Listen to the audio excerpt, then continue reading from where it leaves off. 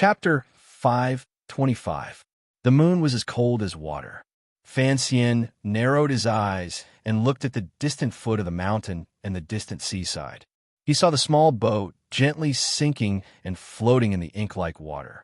His internal strength was tyrannical and his eyesight was astonishing. He still could not clearly see the situation on the boat. Strangely, it was as if he could see the old man on the boat, that straw hat, and that wisp of beard from so far away. Of the 4 great grandmasters in the world, he had only seen Yi Luyan, once when he was young and once in Suzhou. Each time he was stunning. Yi Luyan was a free and easy person, a very free and easy person. Tonight, he had come riding a boat through the waves with a sword in hand. His aura had not yet arrived, but his elegance was already enough to make one's heart tremble. Fan Xian looked at the boat in the ocean and thought of the great grandmaster who had floated alone on the boat and charged toward Dong Mountain. Even though there were thousands of people in front of him, he couldn't help but feel deeply moved. A glimmer of respect grew in his heart for no reason. The small boat appeared close, but was actually very far. It bathed in the moonlight on the shore of an antenna and slowly moved toward this side. It was as if it would never get close to this shore. Fan Xian knew that the furthest distance in the world was not the distance between life and death. Thus, this small boat, which was about to determine the life and death of countless people, would eventually reach the shore. At the foot of the mountain, on the side facing away from the shore, dots of fire suddenly appeared. Although they were dots of fire, the light was enough to reach the summit of the mountain. It could be imagined that on the battlefield there, powerful rebel soldiers had appeared like ghosts and were desperately attacking the line of defense of the Imperial Army. The power of the fire when they burned the camp had already grown to an uncontrollable level. Fortunately, there was a lot of rain in the summer. Additionally, the sea wind blew and the mountain was very humid. There was no need to worry that this fire would directly burn Dong Mountain into a charred pillar and burn everyone on the mountain to death. A few more mournful signal arrows shot into the sky. They only reached halfway up the mountain before falling miserably and dispiritedly and powerlessly.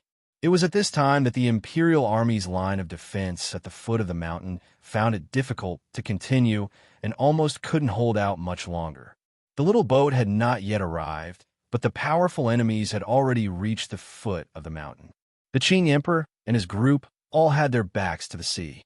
Standing in front of the stone railings for viewing the scenery, they silently watched the activity at the foot of the mountain, watched the fires that burned and died, and listened to the faint sounds of killing. However, they were still too far away. When the sounds of battle reached the peak of the mountain, they were blown by the wind and rustled by the branches of the trees. It actually became a somewhat distorted rhythmic beat. There was no killing intent. At least, the people on the summit of the mountain did not feel this kind of atmosphere. In comparison, the little boat slowly drifting over from the ocean behind Dong Mountain brought more nervousness to the people. At this time, the minister of the Board of Rites, the officials of Taichung Temple, and the other officials who had come to worship heaven had long walked out of their rooms and followed behind the silent emperor.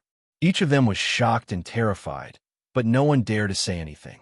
The deputy commander of the Imperial Army had long charged down the mountain, prepared to fight to the death on the front line. However, before he arrived, the 2,000 soldiers of the Imperial Army would probably have already become wandering spirits in the night and corpses in the mountains. Fan Xian felt a slight bitterness in his mouth. He unconsciously stuck out his tongue to lick his dry lips. A glimmer of shock grew uncontrollably in his heart. Where did this army at the foot of the mountain come from? Why didn't the Overwatch Council's network on Shandong Road detect anything ahead of time? Why didn't the 500 Black Knights placed in the Shao Mountain area have any effect? Was the other party able to sneak to the foot of Dong Mountain without anyone noticing? What shocked him the most was the situation at the foot of the mountain. Seeing the flames retreating, listening to the rise and fall of the sounds of killing, and judging from the signal arrows, he knew that the Imperial Army could no longer hold out. The 2,000 Imperial soldiers were about to be defeated so quickly. Although the imperial army was stationed in Jingdo and could not compare to the Dingzhou army, Northern Expedition Camp, and the Seven Roads of Armies in terms of field battle ability, ever since the Great Prince had been transferred to the position of commander of the Imperial Army, he had transferred many key generals from the original Western Expedition Army. The Imperial Army's strength had been effectively replenished. Even if they were not a match for those armies, they would not be defeated so quickly. After Fan Xian was shocked, a glimmer of confusion welled up in his heart. Whose family did the attacking army belong to? It's Yin Xiaoyi's trusted camp. The emperor stood by the stone railing and looked in the direction of the foot of the mountain.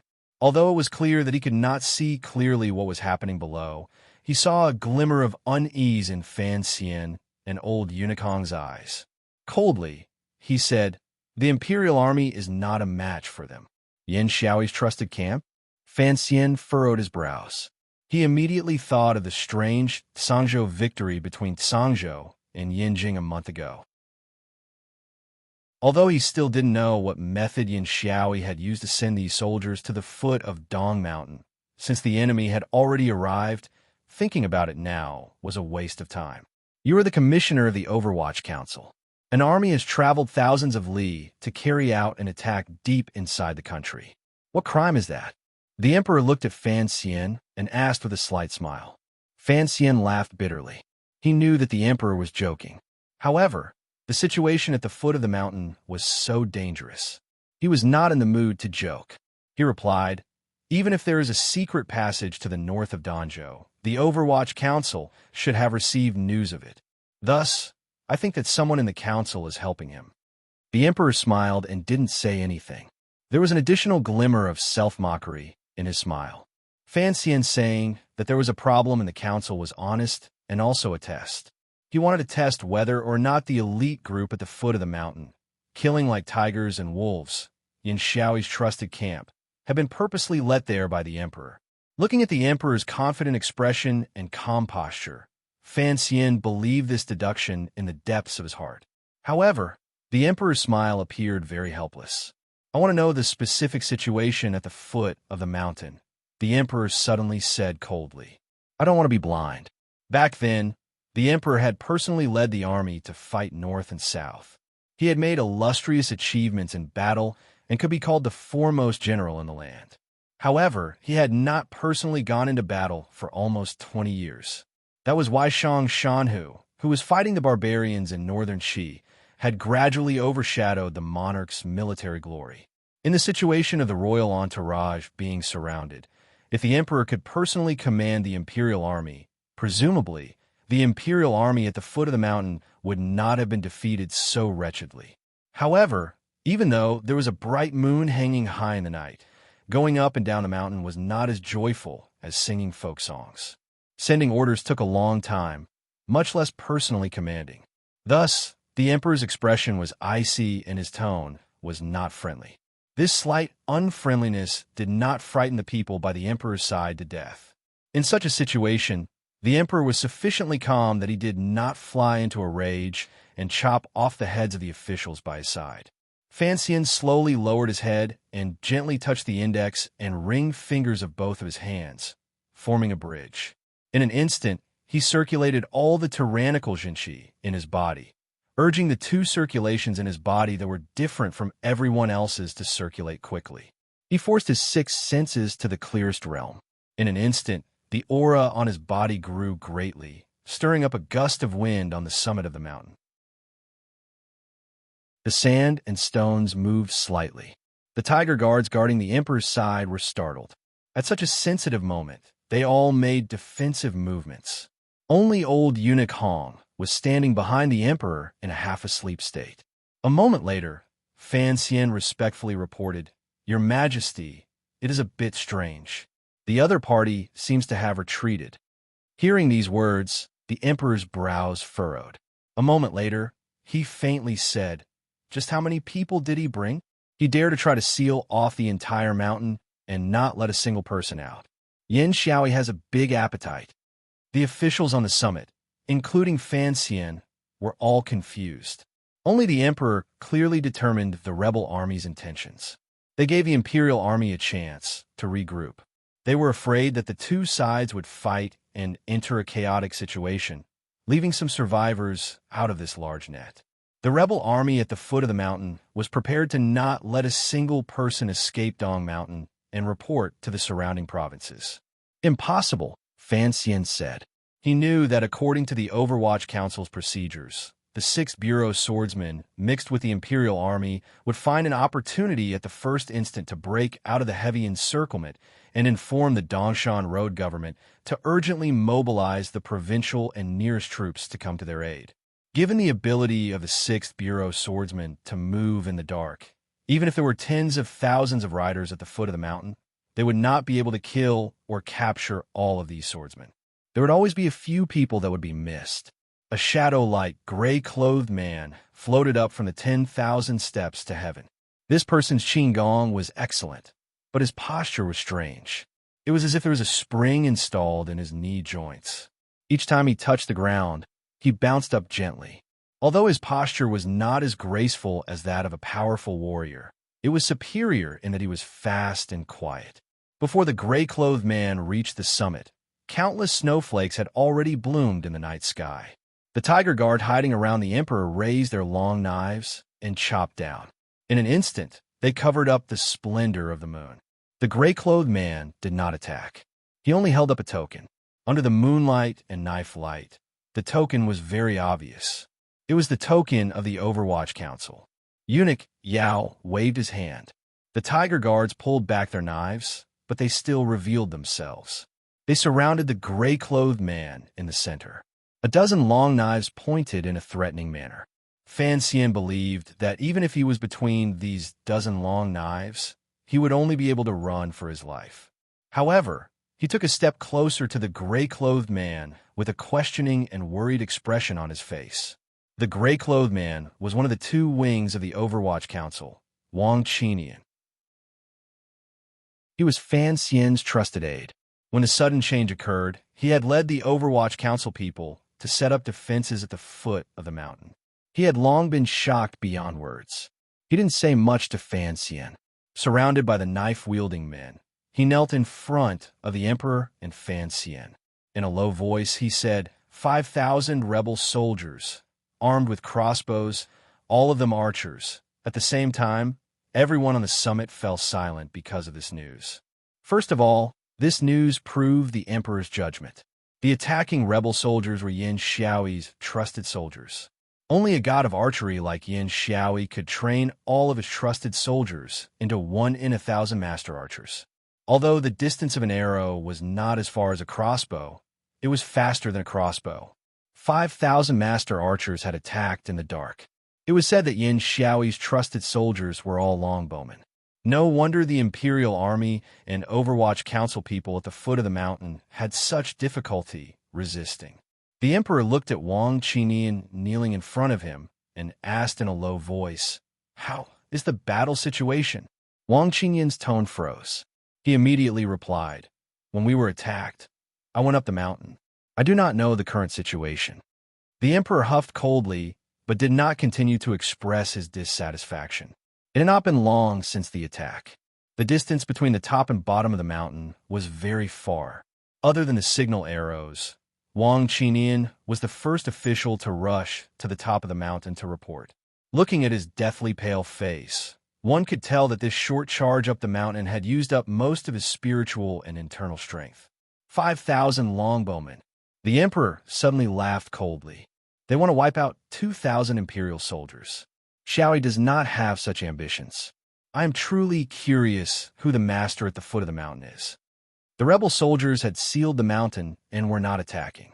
The situation was a bit strange. Fan Xian looked at Wang Qinian and straightforwardly asked, "Have we broken through?" The Overwatch Council acted according to protocol. If a superior asked a question, the subordinate knew what it was. Wang Qinian's expression changed slightly. He reported to Fan Xian, 17 members of the 6th Bureau, all dead. Fan Xian's expression did not change. "Are you sure?" "Yes." Wang Qinian lowered his head and reported. "I turned back halfway up the mountain. There were battles on the 2 quiet paths to the southwest and northwest. There were aces lying in ambush." Fan Xian's pupils constricted slightly. His heart ached for a moment. He forcefully pushed down the growing anger and sorrow. The Sixth Bureau always walked in the dark. Among Yin Xiaoyi's trusted soldiers, where would there be such swordsmen who were used to assassinations? To be able to kill all of his subordinates in the darkness proved that the assassins were of a much higher level than the swordsmen of the Sixth Bureau. He then glanced deeply at Wang Qinian. Wang Qinian did not nod or shake his head. He only moved his right hand, which was on the ground, slightly. Fan Xian sighed in his heart. He knew that 13th Wang was fairly well-behaved and relaxed a little. Turning to look at the emperor, he didn't hesitate. Without hesitation, he calmly said, "Your Majesty, Dongyi's people have also come." Hearing these words, the emperor did not react at all. It was as if he was waiting for something.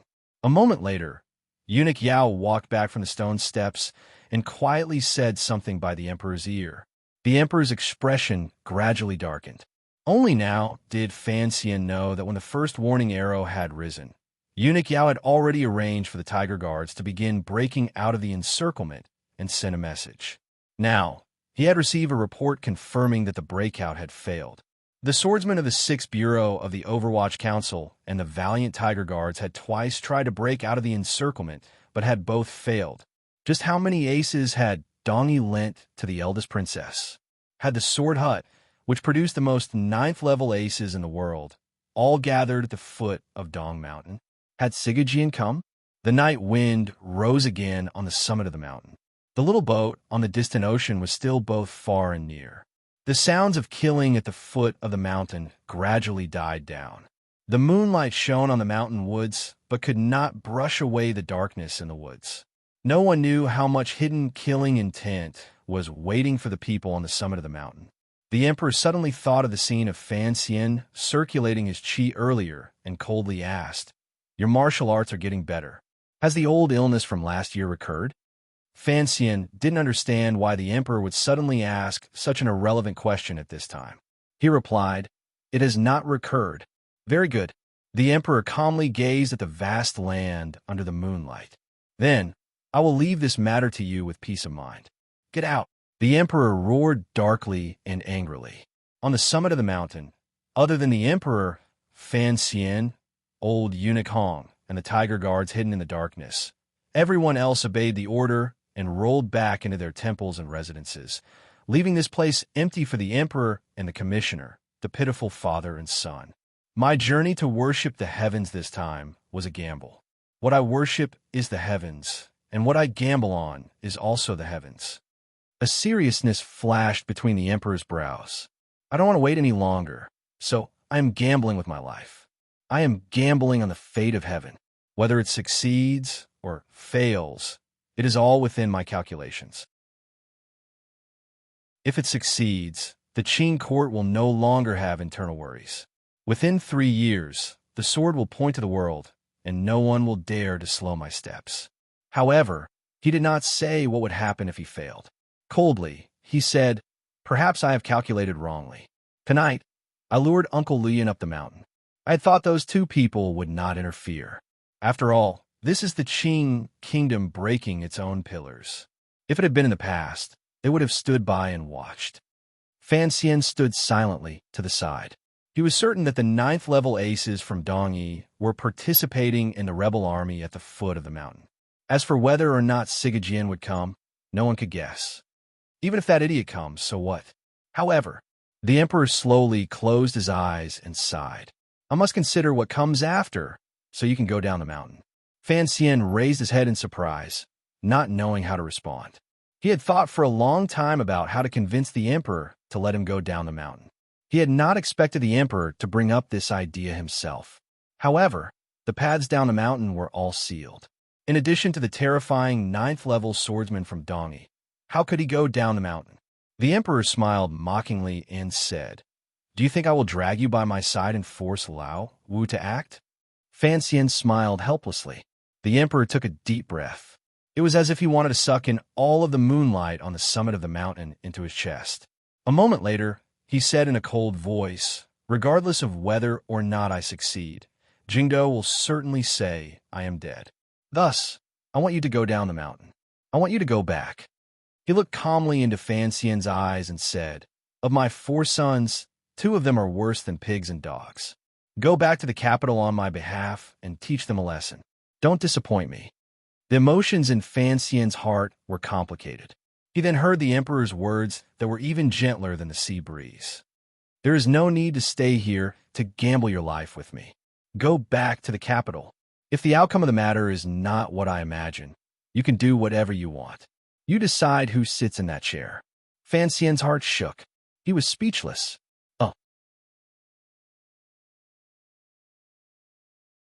Chapter 5:26. There were 3 reasons for Fan Xian's shock. First, the emperor sending him down the mountain contained a glimmer of pity for his son. It was truly unexpected. Second, the emperor's words seemed to no longer have his usual confidence. Third, the emperor's last words. Who would sit in that chair and let him decide? Were those last words or something else? The problem was, even if he was lucky and could make it back to Jingdo before the eldest princess announced the truth, what power did he have to turn his ideas into reality? This was not the Jiangnan Ming family, the Cui family, the court officials in Jingdo, or the pitiful people in the Imperial Observatory. It was the royal palace and the ownership of the world. A bitter smile appeared at the corners of Fan Xian's lips. Even if he was a powerful official in the Qin kingdom, he didn't have a single soldier in his hands. What could he use to help the emperor stabilize Jingdo? What right did he have to decide the ownership of that chair? "I will not lose." A glimmer of a smile bloomed at the corners of the emperor's lips. The smile was filled with cold, killing intent. "Even if I lose, if Yi Luyun and Sigu Jin accompany me in death, what is there to be afraid of? You don't have to worry. Director Chun is in Jingdo, and the Empress Dowager is in the palace. Those people won't be able to cause much trouble. Take my edict and my royal seal. If anyone dares to stop you, kill them all." Cold sweat beaded on Fan Xian's forehead. If the Yi and Qin families also rebelled, even if he was a great grandmaster, the most he could do was fight a guerrilla battle. How could he kill them all? He could already see the glimmer of uncertainty in the emperor's heart. His mood couldn't help but grow dim. If the emperor truly died on Dong Mountain, what would the world become? Regardless of whether it was the crown prince or the second prince succeeding, there would probably be no place for him in the Qin kingdom. Did he really have to hold on to that treasure bowl and take the second path? However, the situation had not reached its most dangerous moment. There was still old Eunuch Hong and Uncle Wu Zhu on the mountaintop, as well as over 100 tiger guards. No matter what kind of powerful enemy they encountered, they would be able to hold out for a long time. There was only one way to forcefully climb Dong Mountain. The mission of the 5,000 longbowmen at the foot of the mountain was clearly to cut off Dong Mountain's connection to the rest of the world. It had to be cut off for at least 3 days to make time for the Jingdo incident. If they truly wanted to kill the emperor, these rebel soldiers would not be of any use. The emperor would not stupidly go down the mountain. And then, Yi Luyun would climb the mountain. This was indeed a gamble. If the situation of the 3 countries remained the same as before, the ruler of Qin Kingdom setting up a trap to kill Yi Luyun, Northern Qi and Dongyi would certainly be happy to see it succeed. Ku He and Sigu Jian would not cast aside their identities and interfere. But the cold sweat on Fan Xian's forehead had already dried. His body only felt cold. When he was in Wuzhou, his father-in-law Lin Rafu had reminded him that for a sufficiently alluring and even somewhat gorgeous goal, the great grandmasters might naturally walk together. The bitterness in Fan Xian's mouth grew. If the situation continued to develop like this, how could there be anyone left alive on Dong Mountain? But could it be that the emperor did not predict this situation from the very beginning? He carefully glanced at the emperor's face and found that the emperor's expression was somewhat gloomy. In the night, his pupils were flashing with flames. He didn't continue thinking about these questions. He quickly analyzed the situation in front of him in his mind. The outcome of the battle at Dong Mountain was unknown. If it reached a stalemate, there would be problems in Jingdo. He had to bring the news that the emperor was still alive to Jingdo and the Empress Dowager's side. Even if the emperor died and he returned to Jingdo, He had to let the Empress Dowager believe that the emperor was still alive. Otherwise, given the judgment of a political figure like the Empress Dowager, once she learned of the emperor's death, she would certainly choose to have the Qin family protect the crown prince's ascension to the throne and stabilize the Qin court. The emperor was her son. If someone wanted to harm the emperor, the Empress Dowager would certainly not allow it. If the emperor's death became a certain reality, as the oldest member of the royal family, the Empress Dowager had to consider the continued existence of the entire royal family and the survival of the world. Regardless of whether it was for his own safety or the situation in Jingdo, Fan Xian knew that the emperor's arrangements were correct. He had to bring the emperor's personally written letter and royal seal back to Jingdo to stabilize the situation and deal with the post-Grandmaster era. In the post-Grandmaster era, regardless of who won or lost in the battle at Dong Mountain, there would certainly be one or two great Grandmasters who would leave the stage of history. He nodded silently and said, "Please rest assured, Your Majesty, nothing will happen to Jingdo." The emperor glanced at him deeply and said, "The road ahead will be difficult and dangerous. You must be careful." Fan Xian was slightly startled. Originally, in the depths of his heart, he had been full of mockery and self-mockery toward the emperor's earlier words. "I have 4 sons." Unexpectedly, after hearing these words, his heart softened slightly. Fastening his belt and confirming that he was fully equipped, Fan Xian quickly changed from an official to a 9th-level Nightwalker. He restrained his aura from head to toe. It was as if he wanted to become one with the scenery at the summit of Dong Mountain. Only the infuriating silver moonlight shone unharmoniously on his body. He carried the emperor's royal seal and the letter to the Empress Dowager. They were not very heavy, but he felt very heavy. He knew that the news of Dong Mountain being surrounded would certainly return to Jingdo soon. At the same time, the news that would return would be that the emperor had been assassinated. The eldest princess had used the perfect time difference. She didn't even need to prepare anything in Jingdo. As long as she confirmed the emperor's death, the Empress Dowager would have to walk out sorrowfully from behind the curtain and choose one of the 3 princes to inherit the throne. At this time, the worship to heaven had not been completed. The heavenly edict had not descended. Although everyone under heaven knew that the crown prince was about to be deposed, the crown prince was still the crown prince. Regardless of whether one looked at it from the perspective of the stability of court politics or any other angle, the Empress Dowager would choose the crown prince to inherit the throne. This was not a conspiracy. It was just taking advantage of the situation.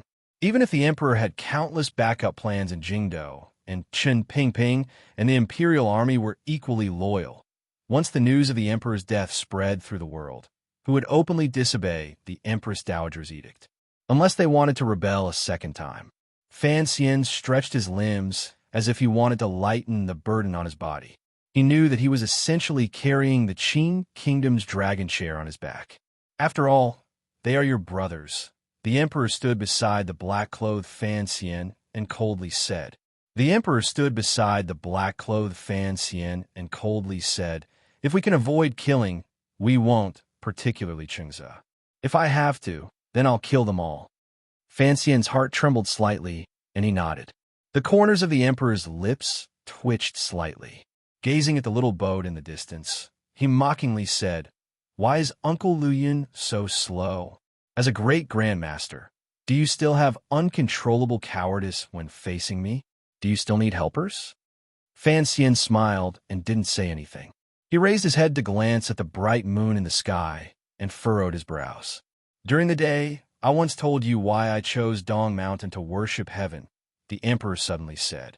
"The first reason was to invite 5th Prince out of the mountain." Fan Xian looked at the emperor. The emperor gazed at him calmly and said, "The second reason is that Dong Mountain is a lonely peak by the sea. It is the best place to die."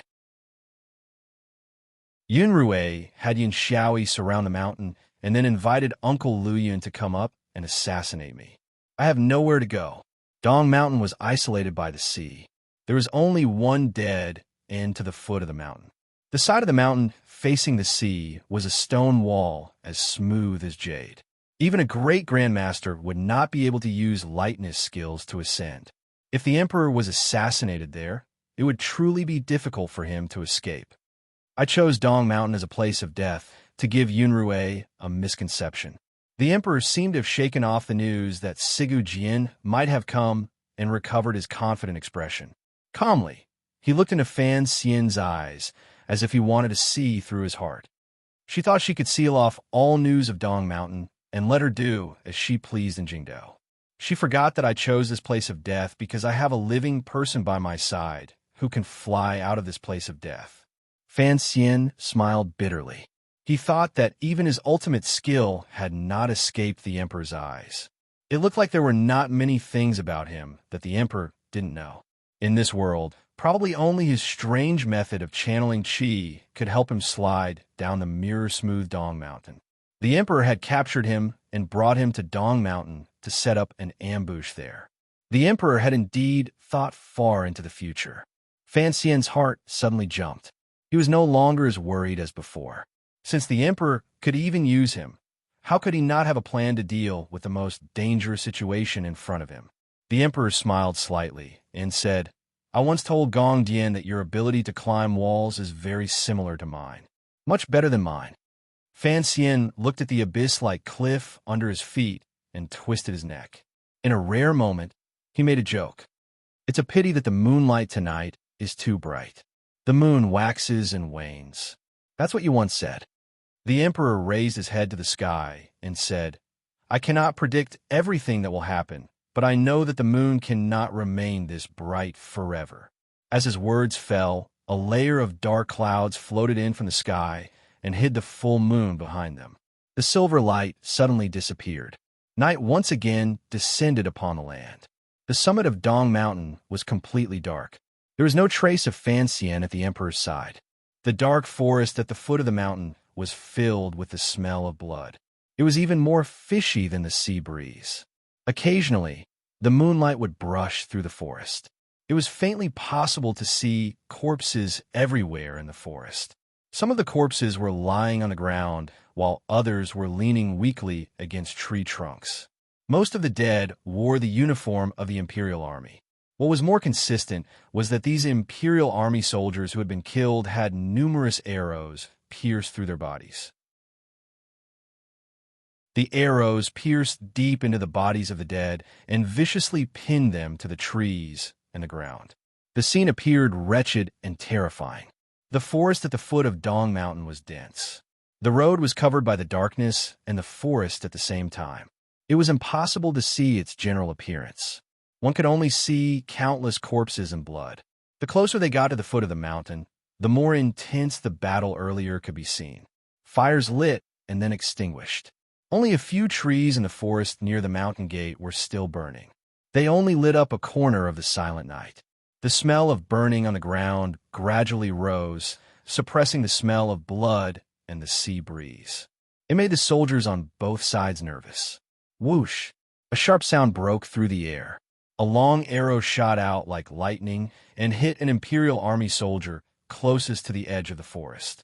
The Imperial Army soldier gripped the long arrow in his chest and wanted to pull it out. Under the intense pain, he no longer had the strength. Slowly, he sat down.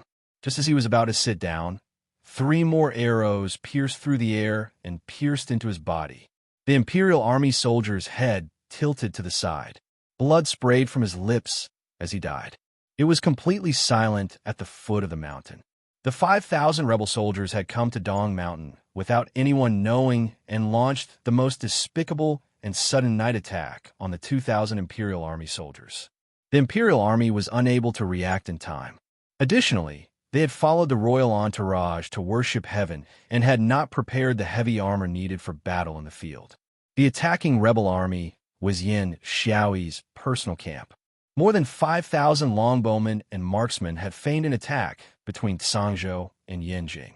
With Sigu Jian's tacit approval and purposeful concealment, they had passed through the 16 vassal states of Dongyi and emerged from a secret tunnel to the north of Danzhou.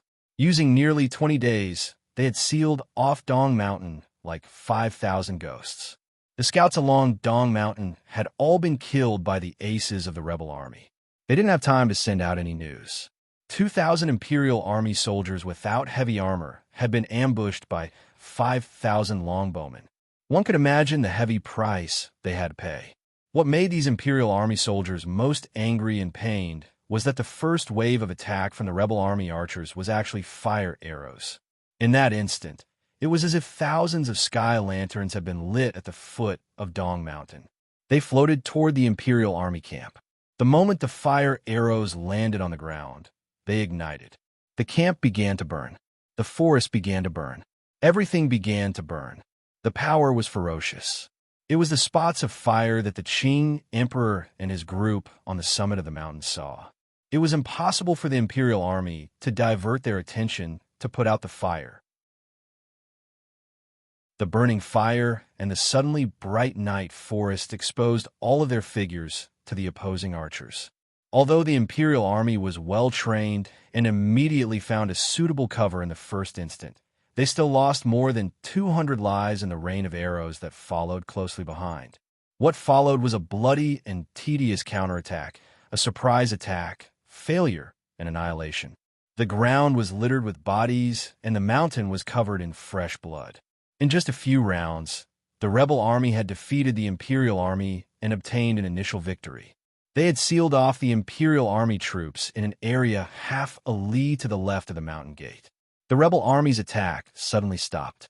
There was only the occasional cold arrow that shot out and coldly killed the Imperial Army soldiers who had tried to break out of the encirclement to report. The occasional sound of an arrow made the suddenly deathly silent forest at the foot of the mountain even quieter. It was a deathly silence. Suddenly, a person covered in blood abruptly stood up from the pile of corpses. For such a scene to suddenly appear on such a moonlit night and in such a hellish field, the soldiers on both sides felt terror. However, they immediately grew numb. So many people had died. Who would be afraid of a corpse turning? The fingers of the archers Yin Xiaoyi had sent out trembled. 10 arrows shot out. The target of each arrow was not the same. They were aimed at a certain spot on the bloody man's body and enveloped his entire body. It was very mournful, making it impossible for the person to dodge. This was a military order. No one was allowed to break out of the encirclement. Thus, each time the attacking rebel army shot a person, they had to ensure that person died. Suddenly, someone walked out from the pile of corpses. The archers unconsciously released their arrows, thinking, "Are you still not dead?" However, no one expected that the bloody man did not care about the 10 soul-devouring arrows in front of him at all. He just casually picked up 2 corpses beside him and used them as shields. Poo, pu, pu, pu. A series of muffled sounds rang out. More than 10 arrows shot at the bloody man at almost the same time. However, in the next moment, it was clear that they had only shot at the bloody man's dancing corpse. Countless amounts of blood sprayed out, dyeing the bloody man even more horrifying. The corpse was heavier than a shield, yet this bloody man was able to dance the corpse and block the extremely fast arrows. It had to be said that this person's arm strength was very shocking. His vision and realm were even more stunning. Someone in the rebel army camp seemed to have given the order, so there were no arrows fired at the same time. The bloody man slowly put down the corpse in his hand. He grimaced as if he was sorrowful, sympathetic, and emotional about something. Then he slowly walked in the direction of the mountain gate. Without the disturbance of the arrows, he walked very calmly. He walked to the foot of the mountain gate. A thunderous cheer came from the Imperial Army. They didn't know who this bloody man was, but they knew he was an official of the Overwatch Council and a trusted aide of Commissioner Fan. Furthermore, he was an absolute ace.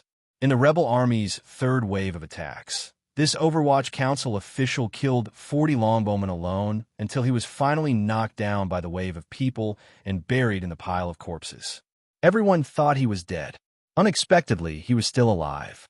On such a terrifying night, at a moment when the rebel army could shoot all of the Imperial Army to death at any moment, the sudden discovery of such a powerful figure on their side was enough to raise the morale of what was left of the Imperial Army. That was why there was that thunderous cheer. 13th Wang walked to the foot of the scorched mountain gate and slowly sat down on the stone steps. Accepting a towel from a member of the Chinian unit beside him, He wiped the blood from his face, revealing his bright and handsome face. He grinned, revealing a mouthful of healthy white teeth.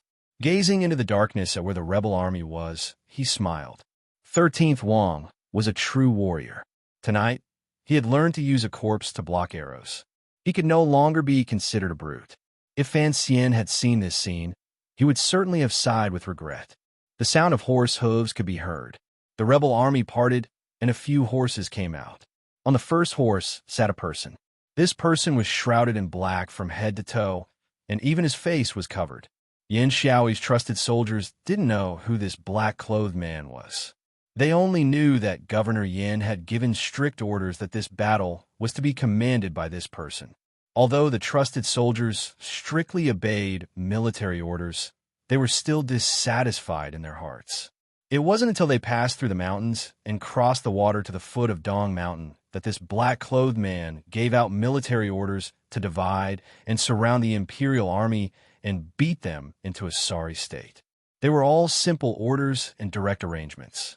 However, they exquisitely matched the terrain at the foot of Dong Mountain and the dark night environment. This black-clothed man's use of troops was truly godly. Reality proved everything. The gazes of the 5,000 longbowmen present as they looked at the black-clothed man were filled with respect and fear.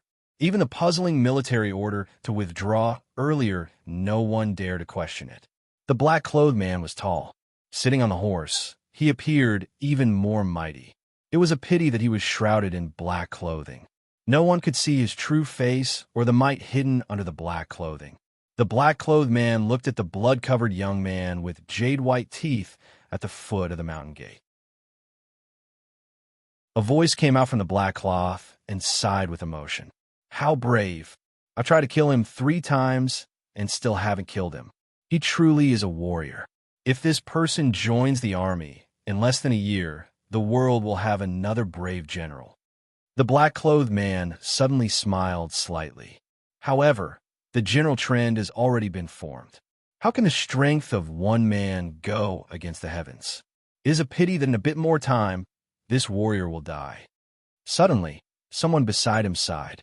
The black-clothed man turned his head and looked over. Warmly, he asked, "Does Master Yun value talent?"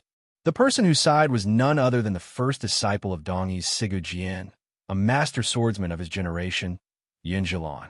Fan Xian had indeed guessed correctly.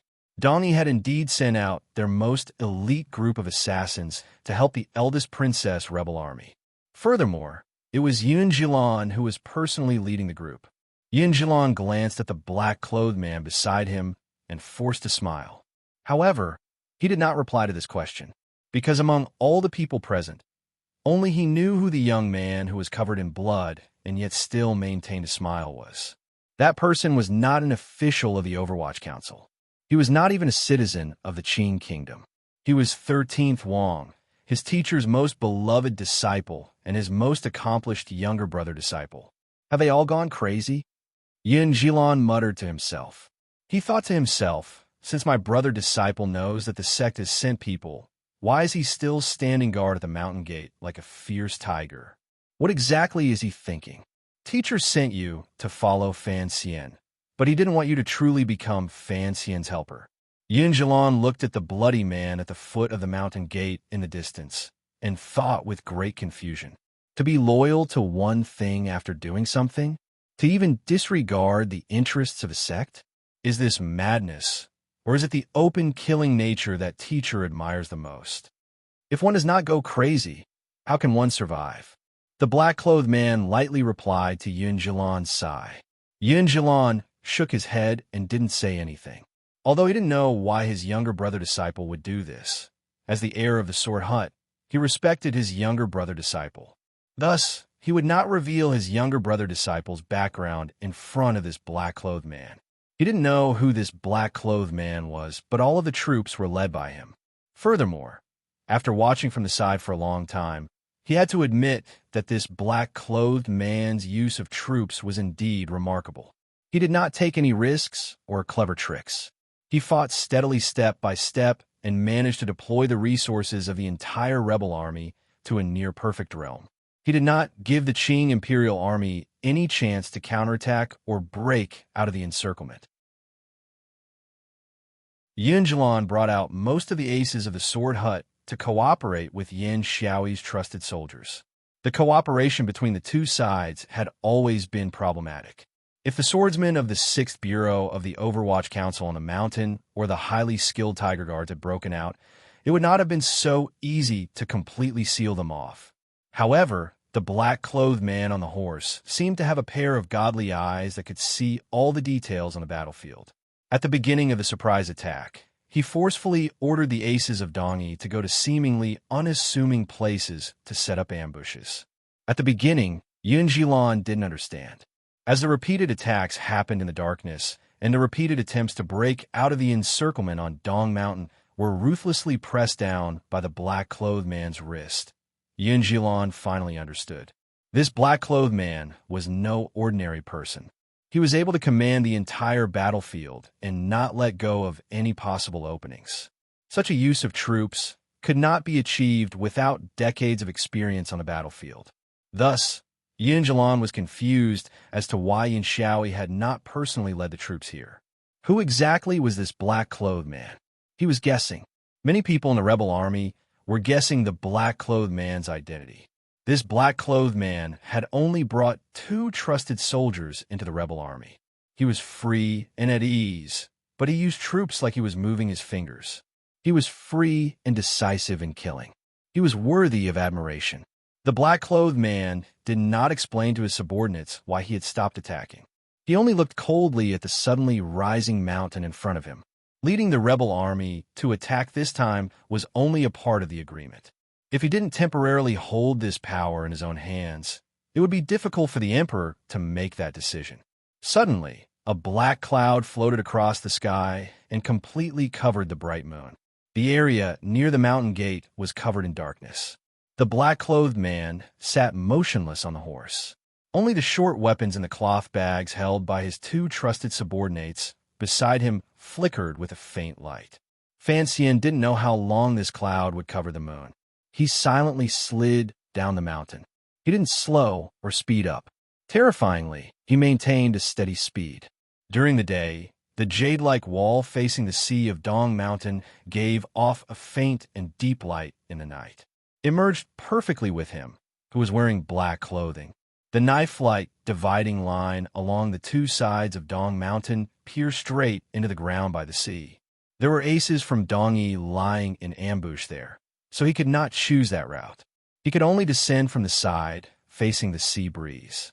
No one in this world could slide down from such a hopeless situation other than Fan Xian. Thus, he was not worried that the people on the sea or the rebel soldiers on land would discover his tracks. He was still incomparably nervous because he always felt a pair of eyes behind him piercing through the night and the whistling sea breeze and calmly watching him.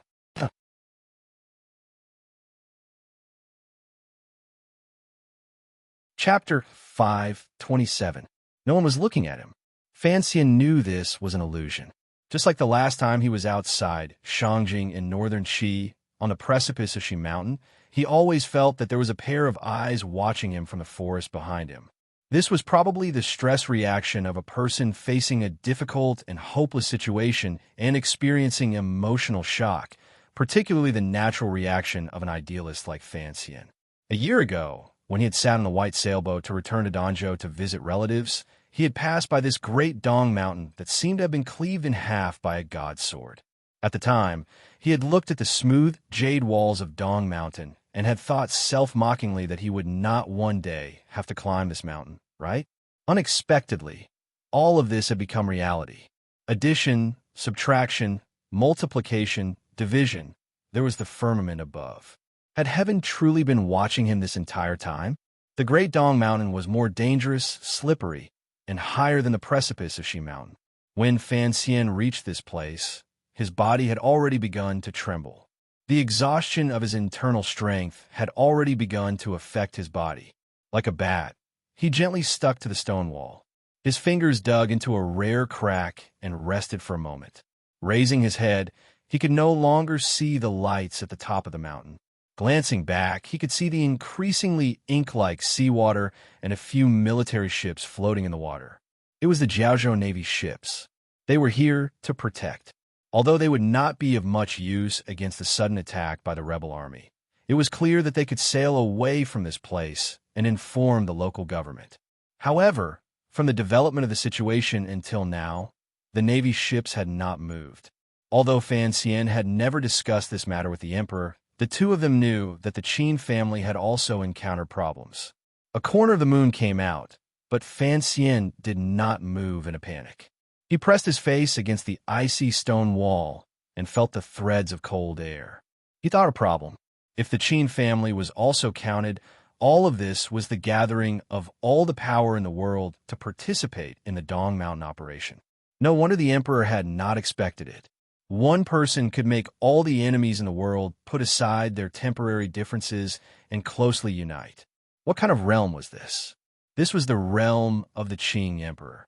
Although Northern Qi had not acted, it was clear that the eldest princess and Shang Shanhu had secretly made arrangements for Yin Xiaoyi's 5,000 trusted soldiers to come to the foot of Dong Mountain.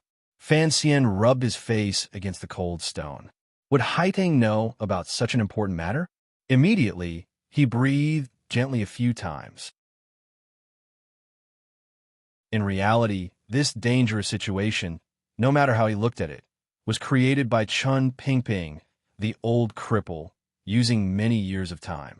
He had also participated a few times. Whether it was the eldest princess, the Qin family, or the Yi family, they were all driven to the opposite side of the emperor by him and the old cripple with great care. If Chun Pingping knew that things would develop in this way, would he feel that things in the world were really wonderful, just like how he felt when he was on the cliff? The wind on the cliff was very strong. The suction force between his hand and the smooth stone surface was very strong. The tyrannical Jinshi in his body gently opened and closed along his thick meridians to prevent his internal energy from running out. The gentle and natural aura of Tianyi Dao was slowly repairing the instability in his meridians. He swallowed and used the faint moonlight to look at the perfectly straight lines of the rock above his head. He couldn't help but feel some lingering fear. If he couldn't stick to the stone wall and fell like this into the sea full of reefs and dangerous waves, he would probably be smashed to pieces. The wind on this cliff facing the sea was too strong. It poured in through his four limbs and was icy cold. He was not Wu Zhu. He didn't have the miraculous martial method to descend from the sky, so he stuck closer to the wall. How did the emperor know Uncle Wu Zhu was on Dong Mountain? A question that he had never had a chance to ask rose in Fan Xian's mind. It looked like the emperor probably had some secret connection to the temple. However, the great priest's strange death last year, these things were a bit hard to explain. The clouds once again covered the moon. Fan Xian began to move down the cliff again. He didn't know how long he had been sliding. He got closer and closer to the basin of ink-like seawater. He also became more and more cautious. He raised his martial power to its peak, ready to welcome unknown danger at any moment. The closer he was to the sea, the easier it was for the rebel soldiers on the Navy's ships to discover him. The closer he was to the sea, the closer he was to the little boat on the sea. The rebel soldiers on the Navy ships might not be able to clearly see the little slowly crawling on the cliff in the darkness, but Yi Luyuan might be able to discover him. His palms pressed tightly against the smooth cliff. Suddenly, his pupils constricted. He felt a sharp killing intent behind him. Who could have such eyesight to discover him? Fan Xian had no time to think. Unconsciously, he forcefully severed the Jinshi flowing through his body. The connection between his palms and the stone wall suddenly lost its effectiveness. His entire body slid down. Thud! A black and faint arrow struck where he had been hiding. The metal tip pierced deeply into the stone wall of Dong Mountain and sent out dozens of pieces of rock. If Fan Xian's reaction had been slightly slower, he would have been nailed to the stone wall by this arrow. And at this moment, he was still in danger. His entire body smoothly swept down the stone wall at high speed. Fan Xian gave a muffled grunt. The Jinshi flow that had just been severed was forcefully pushed to the limit again. His palms gently slapped against the stone wall and barely managed to stabilize his body. Whoosh!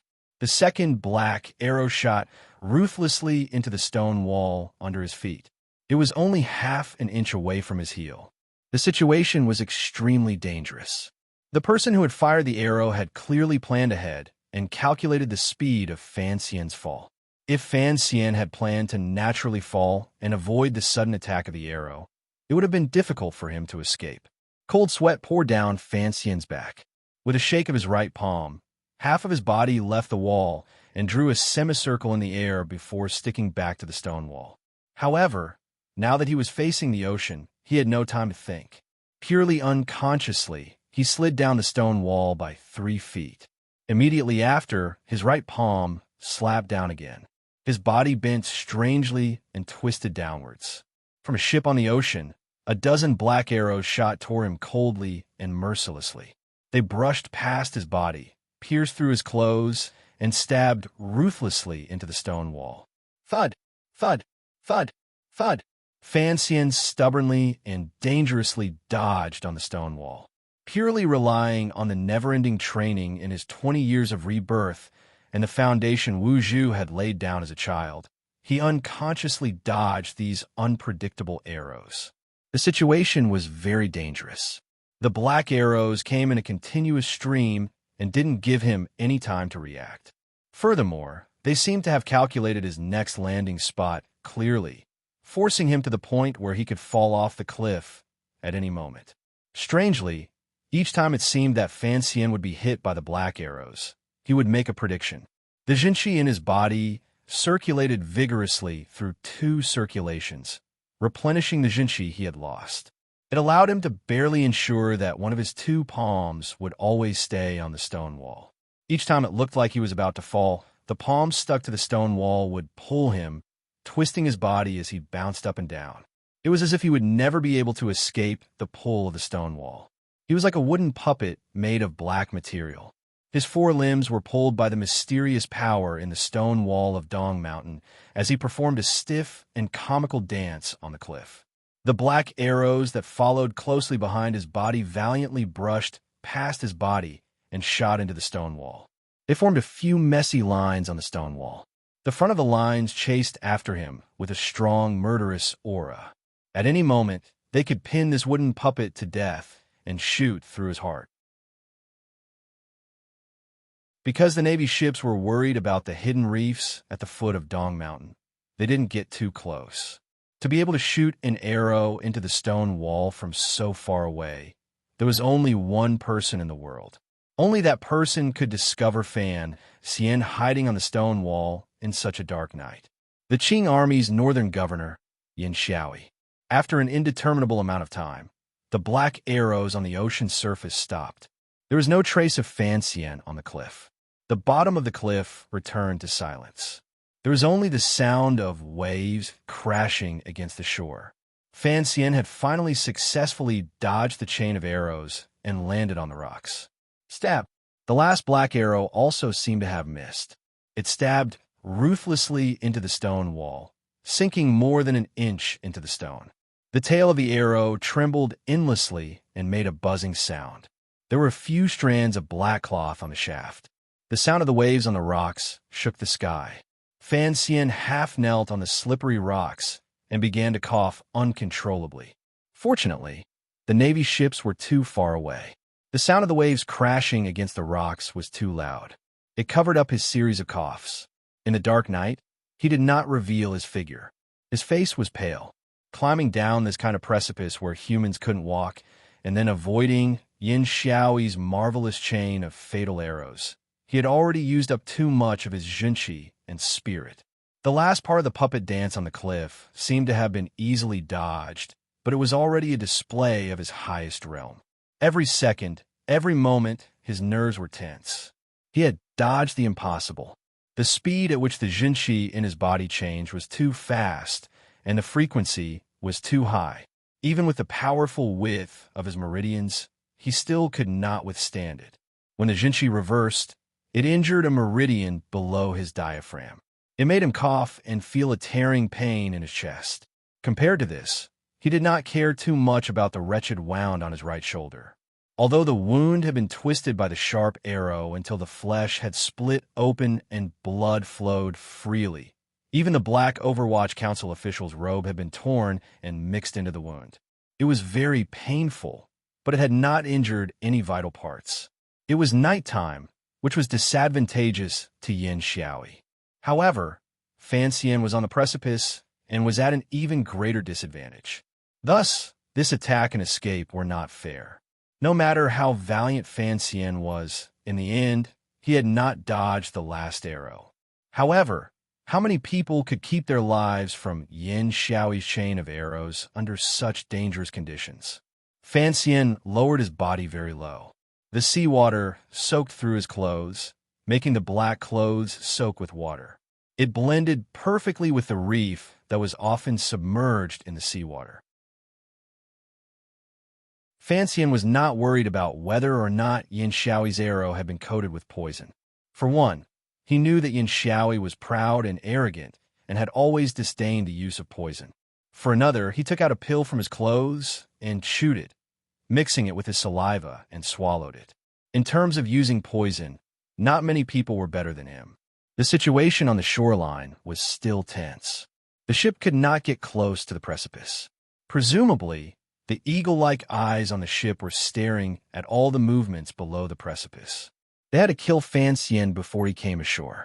Fan Xian narrowed his eyes and observed his surroundings. The moon in the sky was not bright, but the waves were growing larger and larger. On one hand, it protected him. On the other, it made it difficult for him to find a safe path. If he were to use his lightness kung fu to fly from the reef, it would be giving Yin Xiaoi another opportunity to kill him. Fan Xian did not like the feeling of being targeted by an arrow and unable to retaliate, particularly being targeted by Yin Xiaoi's arrow. Suddenly, a warning flashed in his mind. With a muffled groan, his right palm slapped the reef beside him. Tyrannical true energy surged out violently, and an extremely violent force smashed a corner of the reef below him. His body also followed the strong reaction force, drawing a slanted arc, and using the fastest speed possible, he fell into the sea. The moment the splash appeared, it was immediately swallowed up by the growing waves. The white spray at the bottom of the precipice seemed to be incomparably angry that someone dared to underestimate its power and throw himself into the sea full of submerged reefs. This time, Fan Xian revealed his tracks. Although he had sunk into the sea, he could not escape the pursuit of the eagle-like eyes. However, he had to jump into the sea. He had to use the fastest speed and most decisive stance to leave the reef that temporarily protected his safety. Even if the sea was angry, he still had to throw himself into it. He would rather face the angry sea and be targeted to death by Yin Xiaoi's arrow in the sea than stand on the reef and face the trembling in his heart. A line swept over from the sea. It was a white line. The waves were so large, but the white line seemed to have a power beyond the world. It was not disturbed by the spray. On the contrary, it quietly and clearly drew toward the bottom of the precipice of Dong Mountain. It was like a god's hand holding a magical pen and drawing a line in the angry, ink-like ocean water. The white line was actually a wave that had broken through the water. An ancient sword was swiftly sweeping 2 feet above the line. The moment Fan Xian flipped his body away from the reef, the white line was about to touch the reef. The ancient sword and his body met in a flash and then separated. No one knew if they had touched or not. The reef was thrown into chaos.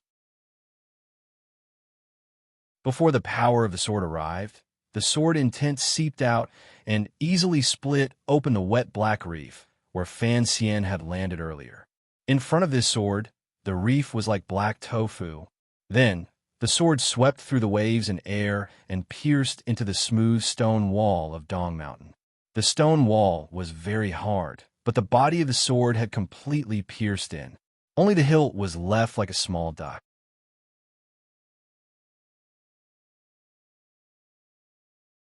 Chapter 528. There was seawater in all directions. It was as heavy as a giant rock pressing down on him. The ink-like seawater poured into his mouth, nose, and ears, making it impossible for him to breathe. His body swayed endlessly with the undercurrent. He looked like a fish that had been knocked unconscious. At any moment, he could be swept up by the undercurrent and smashed into the submerged reef. Suddenly, Fan Xian opened his eyes. His pupils were calm. His cheeks gradually puffed up. Using the pressure of the qi in his body and the pressure of the seawater outside, he barely managed to achieve a balance. His right hand stretched out and created a line in the seawater. Suddenly, he grabbed the corner of a reef at the bottom of the sea and stabilized his body at the bottom of the sea. He was a full 40 feet from the surface of the water. Earlier, the sword from outer space had not pierced his body, but the sword intent had already attacked his heart meridian and caused him internal injuries. This internal injury was even more terrifying than Yin Xiaoyi's arrow earlier. The tyrannical Jinshi in Fan Xian's body moved quickly, resisting the power of nature. Tianyi Dao's Jinshi moved gently along the circulation in his body, slowly smoothing out the injuries caused by Yi Lian's heaven-shaking strike. Deep at the bottom of the sea, there was no way to immediately heal it. However, it could at least suppress the injury for a while.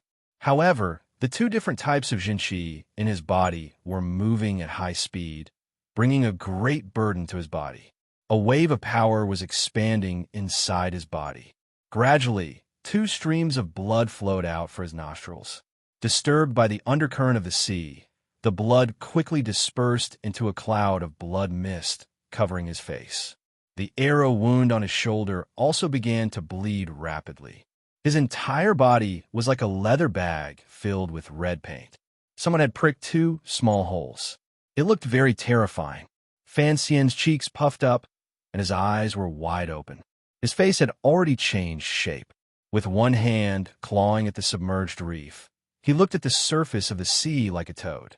The problem was this toad was bleeding and would die at any moment. Thus, he could not laugh, nor was he in the mood to laugh.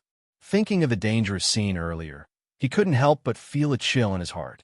The seawater scattered his hair, making it float around like seaweed. Amidst the seaweed, a complicated emotion flashed through the pupils on his deathly pale face. On the surface of the sea, Yin Xiaoyi's arrow was still waiting for him. He could not immediately float to the surface of the sea. As for the great grandmaster breaking through the waves on a boat, presumably, he would have no interest in attacking him again after his attack had failed. He didn't know how long he had been in the sea. The skin of his hand, which was gripping the submerged reef, already had a strange feeling. But he stared wide at the surface of the sea. He had no way to escape. At this moment, he finally felt a trace of regret. Yesterday, he should have brought that box with him. If he had that box by his side, he wouldn't have been suppressed by Yin Xiaoyi's arrows. Speaking of which, this only proved that the person Fan Xian was most wary of after his rebirth was still the Qing Emperor. Perhaps this was a shadow left over from history, or perhaps it was just a subconscious part of his intuition. However, he did not want to reveal his trump card in front of the Emperor. He as he could, as he was, as he with the Emperor as, and as he as he as he, and to he. He didn't know the Emperor's trump card. He didn't know how the Emperor would react once he knew he had a weapon that could kill gods and monarchs in this world. This kind of thinking affected Fan Xian's decision, which was why he had sunk into his current dangerous situation. Fortunately, he had not died to those arrows and swords.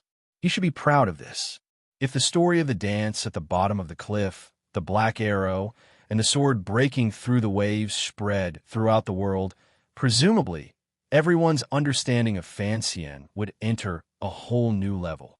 A great grandmaster and the world's most powerful 9th-level ace had not been able to kill Fan Xian. It was enough to make him proud. The tyrannical Jinshi in his body valiantly provided the nutrients his body needed. Without being able to breathe air, he would not be able to hold out for long. Fan Xian's nose and mouth were no longer bleeding. The wound on his shoulder had been soaked in the seawater until it had turned white. Like the stomach of a dead fish, it was no longer bleeding. A glimmer of determination flashed across his pale face. His right hand moved down again and picked up a large rock from the sand at the bottom of the sea. He didn't dare to float up for now, so he chose a stupid method he had learned from watching Huiyuanjia in his previous life. However, back then, Huiyuanjia had walked on the bottom of the river. Right now, he was walking on the bottom of the sea. Hugging the large rock, he used its weight to stabilize his body. Under the impact of the undercurrent at the bottom of the sea, he did not sway. Fan Xian stepped forcefully on the sand and advanced. He did not try to break out of the encirclement by following the shoreline. There were aces blocking the two sides of Dong Mountain. He couldn't guarantee that his remaining Jinqi could support him on the bottom of the sea for long, so he chose the closest path to the surface of the sea. He walked to the bottom of the Jiaozhou Navy's ship. Raising his head, he opened his eyes and calmly glanced at the bottom of the ship, which was darker than the color of the seawater. A powerful desire to escape made his six senses incomparably sharp. He could even clearly see the moss and shells at the bottom of the wooden ship. He put down the heavy rock in his arms. The rock landed on the bottom of the sea and didn't make much noise. It only shook up some sand. His hands slowly drew two semicircles and carried out one last adjustment.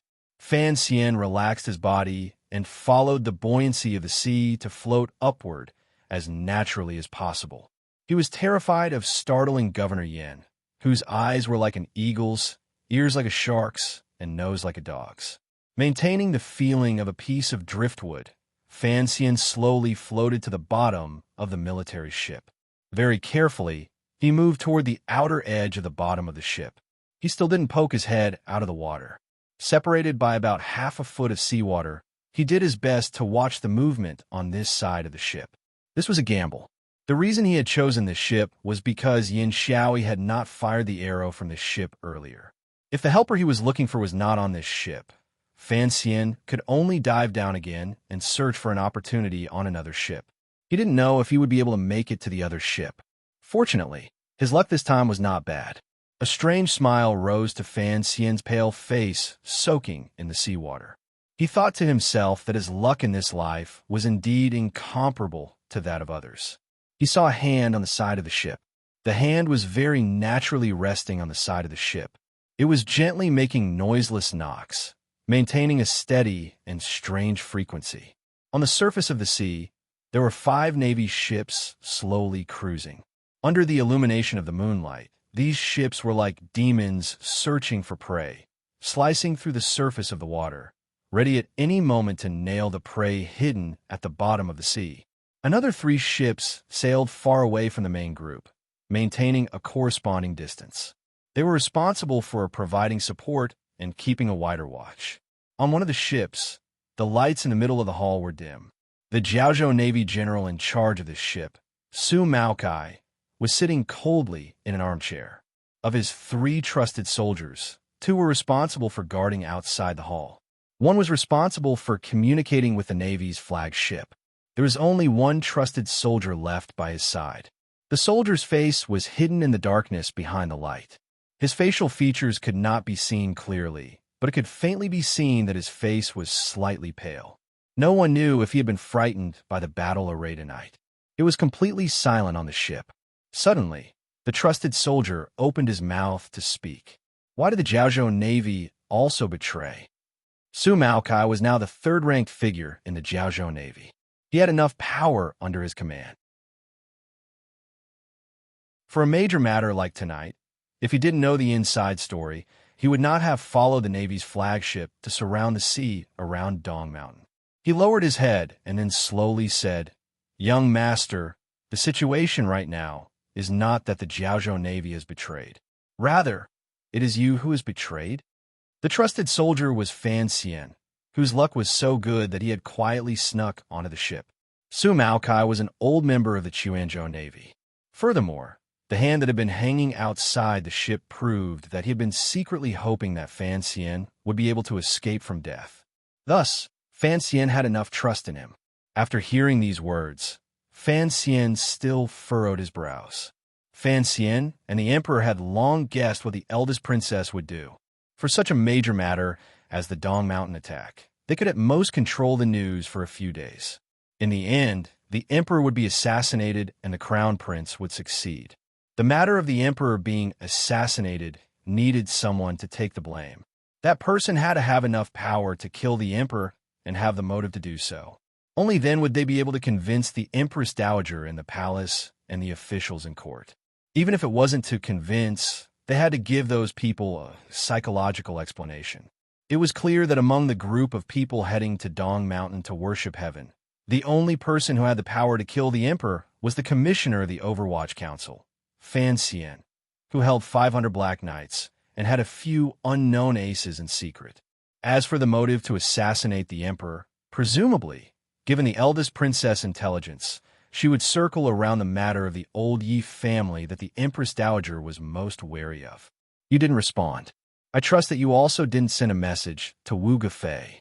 You also didn't send a message to Ho Jichong. Fan Xian stood behind Su Maokai and stared coldly at the side of his face.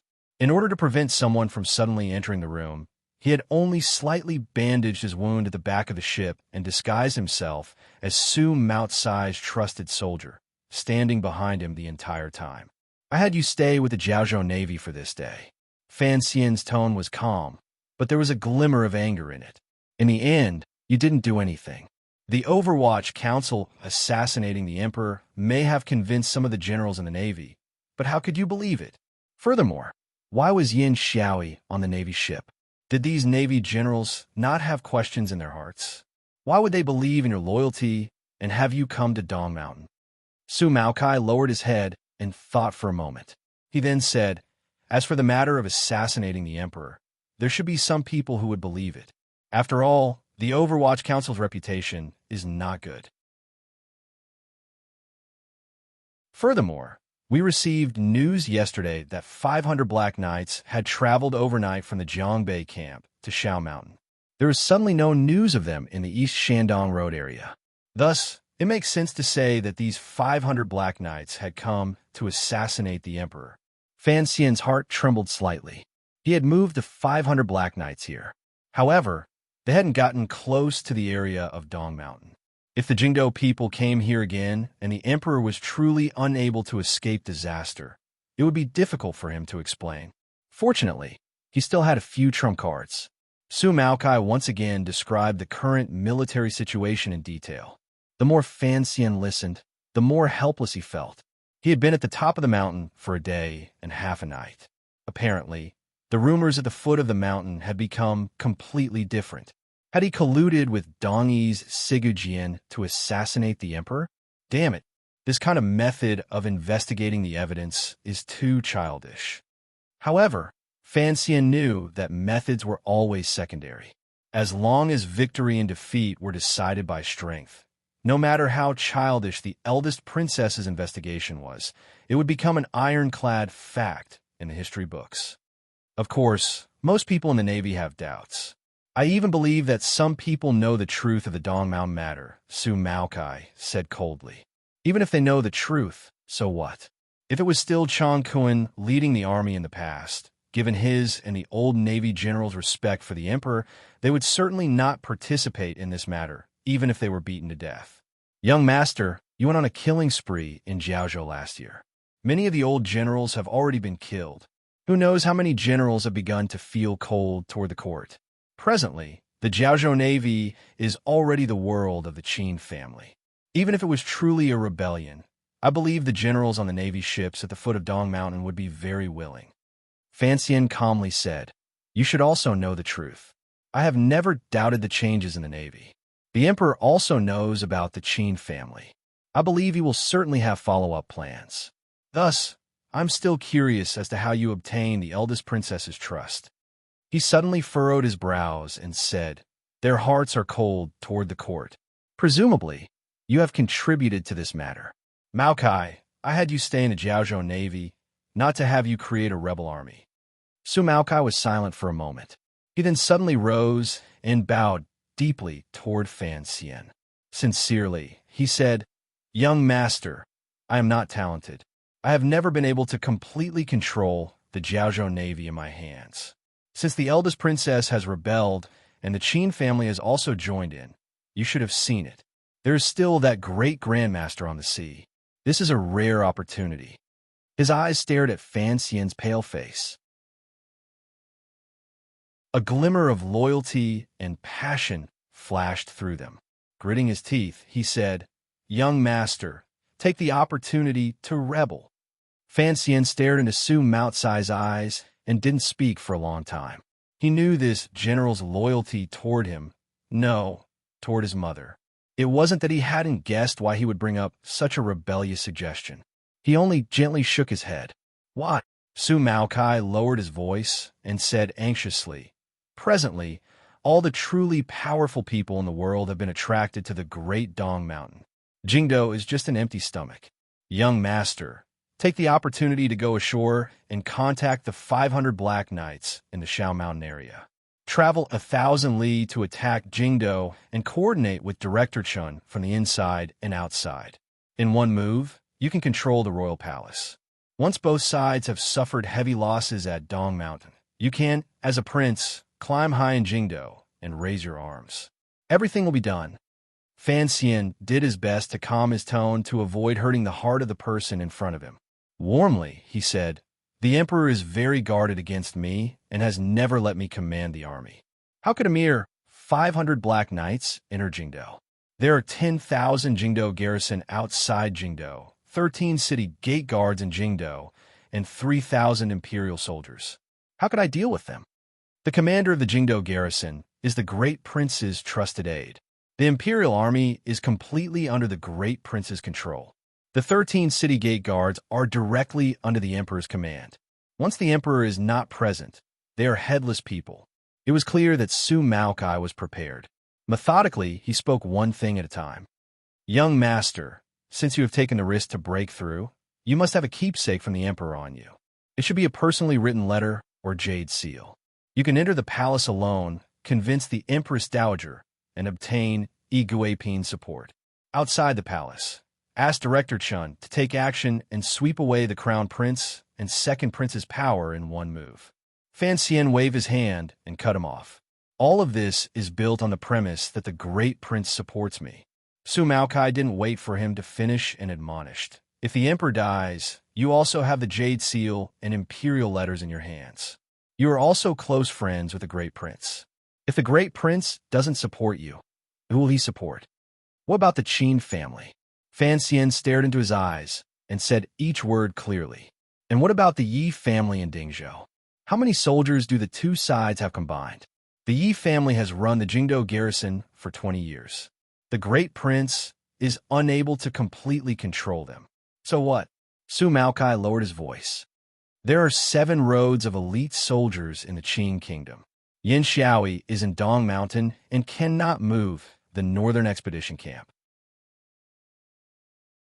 The Yi and Qin families only have 2 subordinates. There are still 4 roads of elite soldiers. As long as you can control the palace, these 4 roads of elite soldiers will all be in your hands. Even if Jingdo is in danger at the beginning, in less than half a month, the entire situation can be reversed. The reason you hesitate is because you have never carefully analyzed just how much power you can mobilize in your hands." Su Maocai stared into Fan Xian's eyes and said each word clearly. "The emperor was attacked by assassins in Dong Mountain. You have the jade seal and the emperor's personally written letter as proof. The crime of assassinating the emperor can easily be placed on the heads of the eldest princess, crown prince, and second prince. This is a righteous reason. In less than half a month, this righteous reason will receive the approval of the 4 roads of elite soldiers. Although you have no one in court, Prime Minister Lin has probably left a number of people for you. As for the beginning of the major event, the situation in Jingdo will be turbulent. However, Director Chun is the best at this kind of thing. Also, don't forget Minister Fan. He will certainly support you." Fan Xian was silent for a long time. He admitted that for the sake of the rebellion, Su Maocai had secretly put in a lot of effort and schemed for him for a long time. If the situation continued to develop like this, if he could leave the sea, escape Yin Xiaoi's pursuit, and return to Jingdo, perhaps the power of the Qin kingdom would truly be incomparably close to his hands. Was this kind of temptation great? Fan Xian didn't know because his state of mind was clear. He had not thought in that direction at all.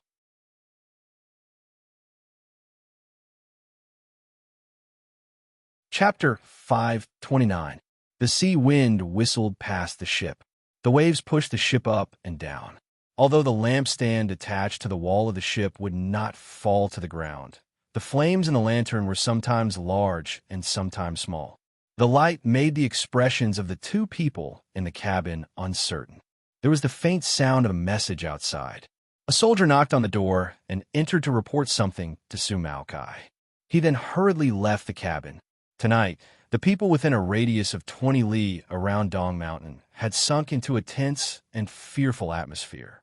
Regardless of whether they knew the truth or not, they were all terrified and uneasy.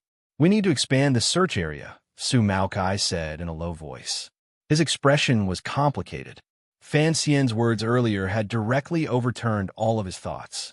If the emperor had not died, Su Maokai did not believe Fan Xian's deduction. Although he didn't know the eldest princess's entire plan, looking at the situation at hand, how could the emperor have survived from the summit of Dong Mountain?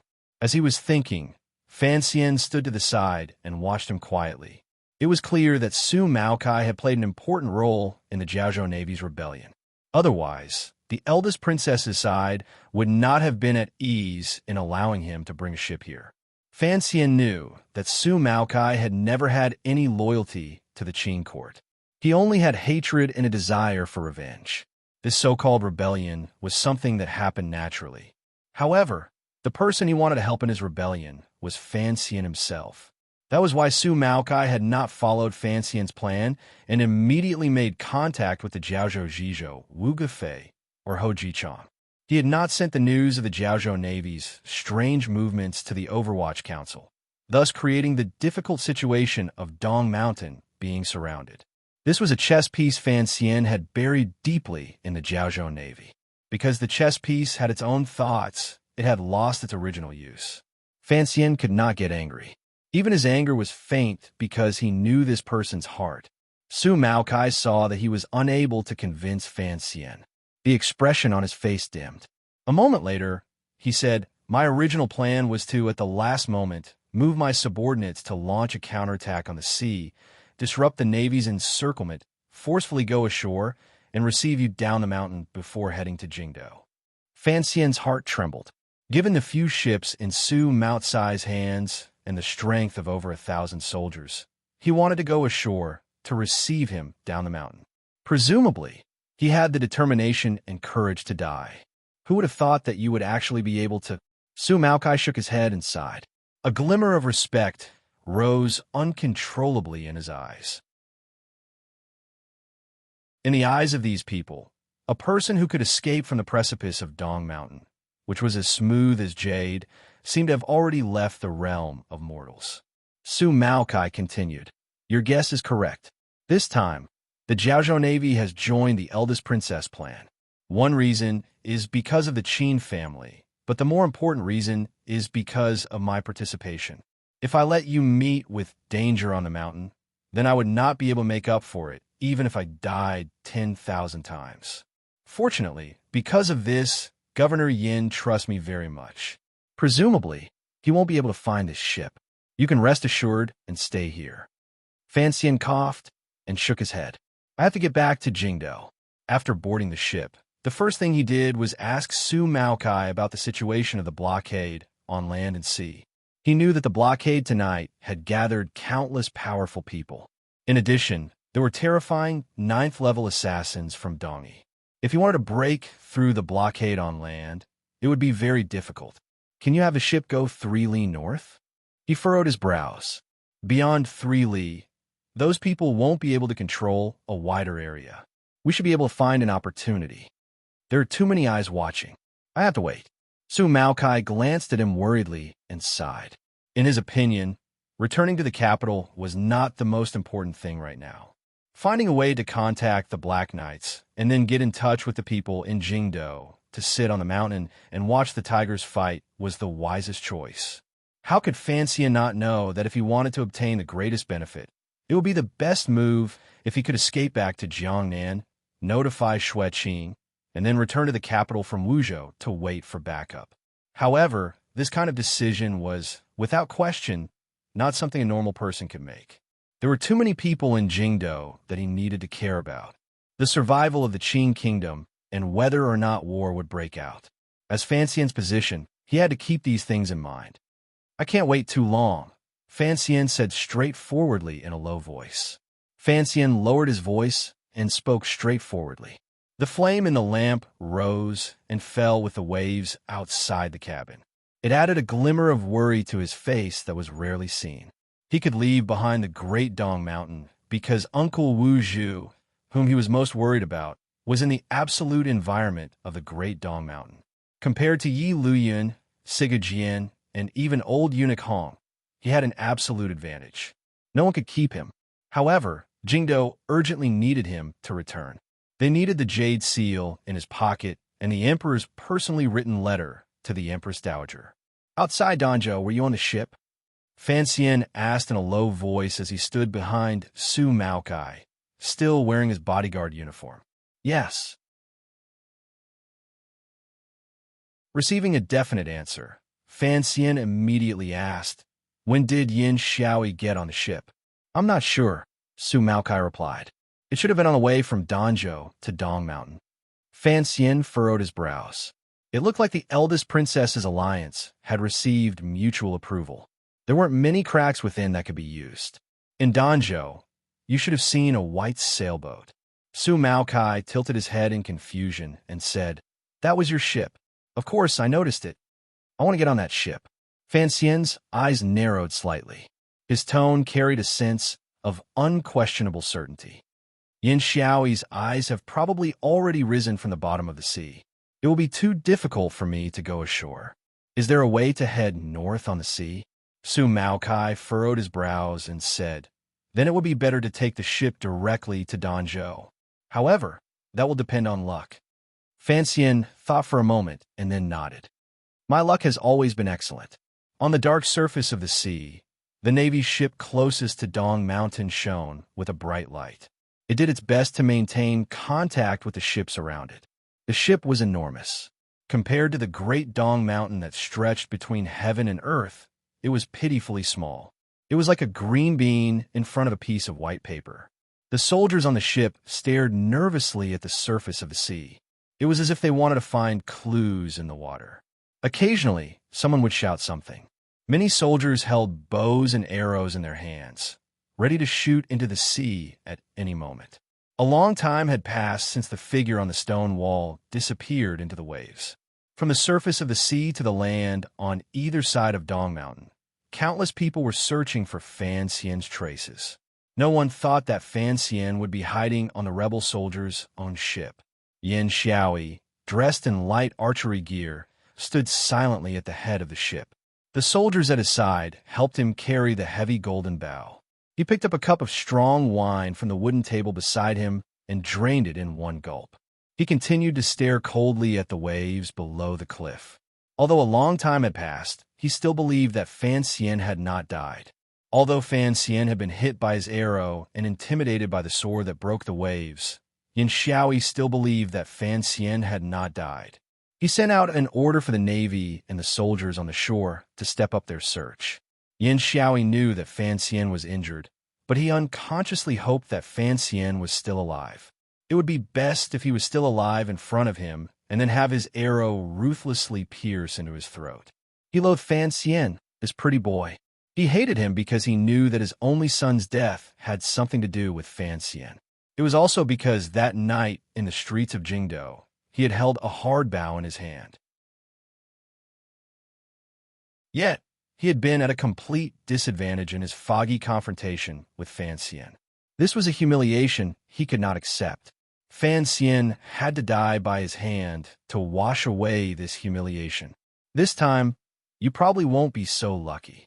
A ruthless light flashed through Yin Xiaoi's eyes. He stared motionlessly at the stone wall of Dong Mountain. He thought of the scene he had seen earlier, the scene that had shocked him. That pretty boy had been able to slip down from such a high, steep, and smooth precipice. If it were not for Yin Xiaoi's profound realm and startling eyesight, The Navy soldiers on the surface of the sea would not have found a trace of Fan Xian. Fan Xian would probably have used the water to escape thousands of li away. All of the rebel soldiers would have thought that the young commissioner was still trapped on the mountain. This was not a matter of luck. It was a matter of strength. Yin Xiaoyi's heart chilled slightly. He was shocked by the strength Fan Xian had demonstrated. Because the ship was too far from the precipice, his 13 consecutive arrows had not nailed Fan Xian to the precipice. They had only injured him. This reality made it difficult for Yin Xiaoyi to suppress his emotions. How could such a powerful enemy allow him to escape tonight's sure-kill situation? How is the search on each ship? Yin Xiaoyi asked with a cold face. When he did not find a trace of Fan Xian in the ocean, he immediately thought that the kid had climbed onto their ship from the ocean. The people the Jiaozhou Navy had sent this time were all people on their side who knew the inside story. Yin Xiaoyi did not suspect anything. The admiral of the Jiaozhou Navy, Qin Yi, glanced at him and said in a low voice, "He's not on the ship." He was a second-generation figure of the Qin family and the cousin of the Deputy Bureau of Military Affairs, Qin Heng. Because of Fan Xian's investigation of the Jiaozhou case last year, he had the opportunity to take over the position of Admiral of the Jiaozhou Navy. Since he was standing shoulder to shoulder with Yin Xiaoyi at the bow of the ship, the Qin family's attitude was clear. Be careful. This person is very crafty. Since he came down from the mountain, he must have something important on him. If he is allowed to rush back to Jingdou, it will probably have a great impact on the eldest princess and old Qin master's plans, Yin Xiaoyi said quietly. Qin acknowledged. Although he was a first-level admiral of the Navy, in front of Yin Xiaoyi, this super-level admiral, he didn't have the slightest qualification to be unyielding. Particularly in this siege of Dong Mountain, all sides looked out for each other, but the one with the most power was still Yin Xiaoyi. Yin Xiaoyi looked at the ocean in front of him and suddenly furrowed his brows. I'm worried that Fan Xian has come ashore from the bottom of the ocean. No one can hold their breath at the bottom of the ocean for so long. Qin Yi shook his head. Qin Yi shook his head and said, "They're your trusted soldiers on the shore, as well as the aces from Dongyi. They shouldn't give him a chance." A strange smile rose to the corners of Yin Xiaoyi's lips. He thought that for that pretty boy to be able to slide down a precipice hundreds of meters high, how could he be judged by common sense?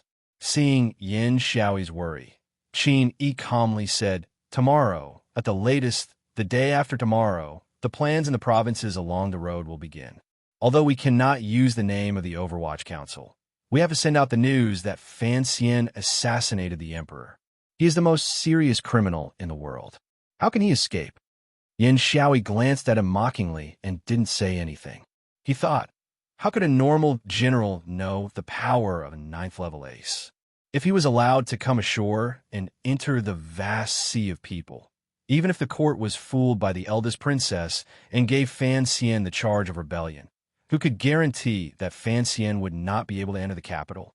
If Fan Xian escapes ashore, he will certainly find the closest Overwatch Council subordinate to send a message to Jingdou, Yin Xiaoyi said coldly.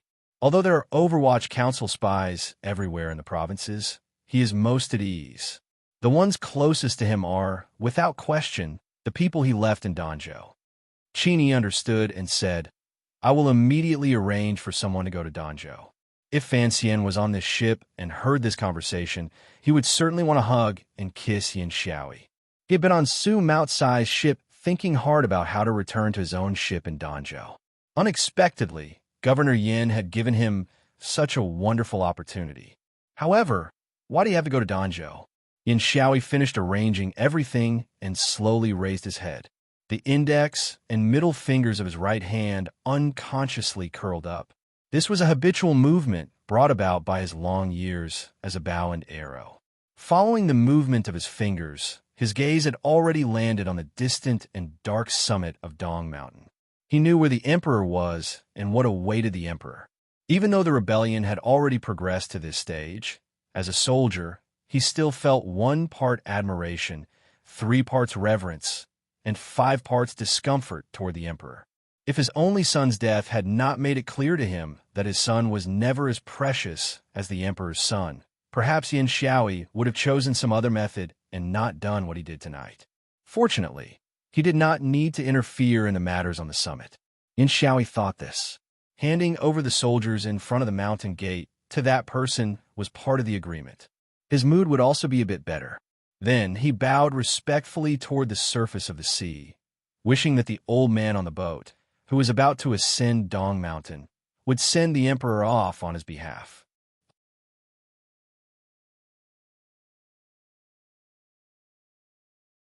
Chapter 530. Yesterday, I wrote that Yin Xiaoyi was 1 part admiration, 3 parts respect, and 5 parts uneasiness toward the emperor. A reader asked on cue, 1 plus 3 plus 5 is equal to 9. Old cat, what about the last part? At this moment, I looked around and called out to Big Mountain. What about the last part? What about the last part? Big Mountain's reply said to me, that is respect for the author's muddleheadedness. P.S. Everyone, give me some monthly votes. The milk-like white mist slowly spread across the surface of the sea. It was quiet all around. There was only the faint sound of water rippling not far away. The sound grew clearer and clearer. 3 battleships broke through the mist like ghosts and gradually revealed their black hulls. Su Maokai stood at the head of the ship and gave orders in a low voice to his subordinate officers. This group of 3 ships obeyed the order and followed the coastline north in pursuit. It didn't take long for them to reach their designated location. This place was about 12 li away from Danzhou.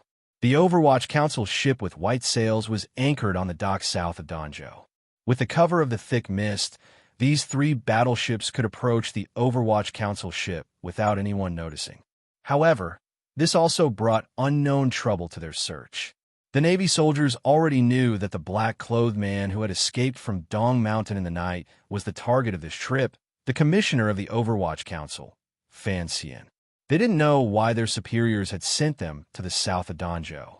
They didn't know that Yin Xiaoyi was certain that after Fan Xian escaped, he would make contact with his trusted aide on this white sailboat at the first instant. Fan Xian wore a slightly loose personal soldier's clothing that covered his black night clothes and equipment. He hid in the front cabin of the battleship and was not worried about being discovered by the people on the ship. His eyes peered out through the crack in the window lattice and narrowed slightly. He was worried about the ship on the other side of the mist. The 3 ships headed north on the sea, maintaining an excellent distance from the coastline. Su Maokai tried a few times to get the ship closer to the shore, but was worried that his movements would be too big and raise the suspicions of the pursuers. Thus, Fan Xian was unable to go ashore during these 2 hours. Fan Xian had thought about escaping alone, but he was worried about the subordinates he had left in the south of Danzhou. The Qinian unit still had a small group left on the ship. Hong Chongqing, whom he liked very much, was still responsible for the affairs on that ship. At this moment, there were 3 naval battleships surrounding and attacking him. If he escaped, what would happen to the lives of his subordinates? He didn't know if Yin Xiaoyi was on one of the 3 ships. Anger and helplessness welled up in his heart. He had always thought that his luck was extremely good, but now he realized that luck was a double-edged sword. If he didn't show himself, the Overwatch Council ship would certainly become the Navy's primary target. No one on the ship would survive. If these 3 warships were all controlled by Su Maokai, Fan Xian would have a better way to deal with them. The problem was that Admiral Qin, he did not make such a mistake. The 3 warships were transferred from the 3 generals. More importantly, Fan Xian didn't think Yin Xiaoyi would be so careless. If he thought he was going to find the Overwatch Council subordinates in the south of Danzhou after escaping, why wouldn't he follow him? He sat on a chair by the window and adjusted his breathing. He knew he was about to face a difficult choice. Yin Xiaoyi had moved troops to attack the south of Danzhou. This was using the lives of his subordinates to force him to show himself. Yin Xiaoyi had probably long guessed that he was hiding on a ship. However, he didn't know which ship he was on and couldn't search without giving the Jiaozhou Navy face. The problem was, Fan Xian also didn't know which ship Yin Xiaoyi was on. If only he knew. The white fog grew thicker, but the sea wind grew stronger. Gradually, it blew away the fog, which was as thick as a mountain cloud, to the sides. Through the window, one could faintly see the cliffs and green trees by the shore. Quietly anchored by the shore, the white sailboat as beautiful and lovely as a virgin. The sailboat that had accompanied Fancienne for a long time gradually entered everyone's sight. Fancienne's heart tightened. The cliff and green trees on the shore were too tempting for him. If he abandoned that ship and directly went ashore, even if Yanshawi was on the ship right now and went ashore to pursue him, he was confident he had a 60% chance of escaping, mixing into the sea of people and reaching Jingdo. However, that ship was even more tempting for Fancienne. The lives and deaths of his subordinates on that ship were also very important to Fancienne. When all was said and done, he had lived 2 lives and still hadn't reached Chun Pingping's realm. He had to board that ship. He had to warn his subordinates, still deep in their dreams before the Navy rebel army launched their attack. The sound of ropes snapping gradually rang out on the 3 Navy battleships. Fancienne's heart tightened again. He knew that the catapults on the ships were being prepared. It was clear that the people on the white sailboat in the distance had relaxed their guard because they were deep in the heart of the Qin kingdom and had no major figures to protect. They did not sense the strange movement on the sea. Fancienne's pupils constricted slightly. With a flick of his finger, he called Su Maokai back into the cabin. In a low voice, he prepared to gamble. The 3 battleships moved in a triangular formation and slowly surrounded the Overwatch Council's ship. When they were still some distance away, the ship Su Maokai was on suddenly seemed to be struck by a wave. There was a problem with the helmsman's control, and the angle of the bow of the ship was slightly off. The rebel army generals on the other 2 ships furrowed their brows slightly. They thought General Su had not been in battle for a long time and had made such a mistake. Seeing that he hadn't alerted the target on the shore, they didn't take it to heart. It was this momentary negligence. With a muffled thud, it seemed to be the sound of some heavy machinery being pulled. Immediately after, a shrill whistling sound broke through the air in the white fog. Several sharp stones flew out from the catapult on the battleship that Su Maokai was on. The enormous weight carried a terrifying speed as it flew across the sky above the water surface. It ignored the gentle mist enveloping it and smashed down without any warning toward the battleship of the Navy that was closest to the shore. A few loud bangs rang out. One of the rocks smashed into the side wall of the battleship and smashed right above the waterline, creating a large, black hole. A piece of stone smashed into the main mast of the battleship. With a crack, the thick main mast broke in the middle, revealing sharp and towering wooden stubble. The large sail fell down with a crash, smashing down who knew how many Navy officers. The nooses that were connected to the sail also became soul-sucking ropes in that instant. Driven by the mast, they swept across the ship, tearing through the air and passing those Navy officers who were standing stupidly, cutting their waists in half. It could only be said that this rock had good luck.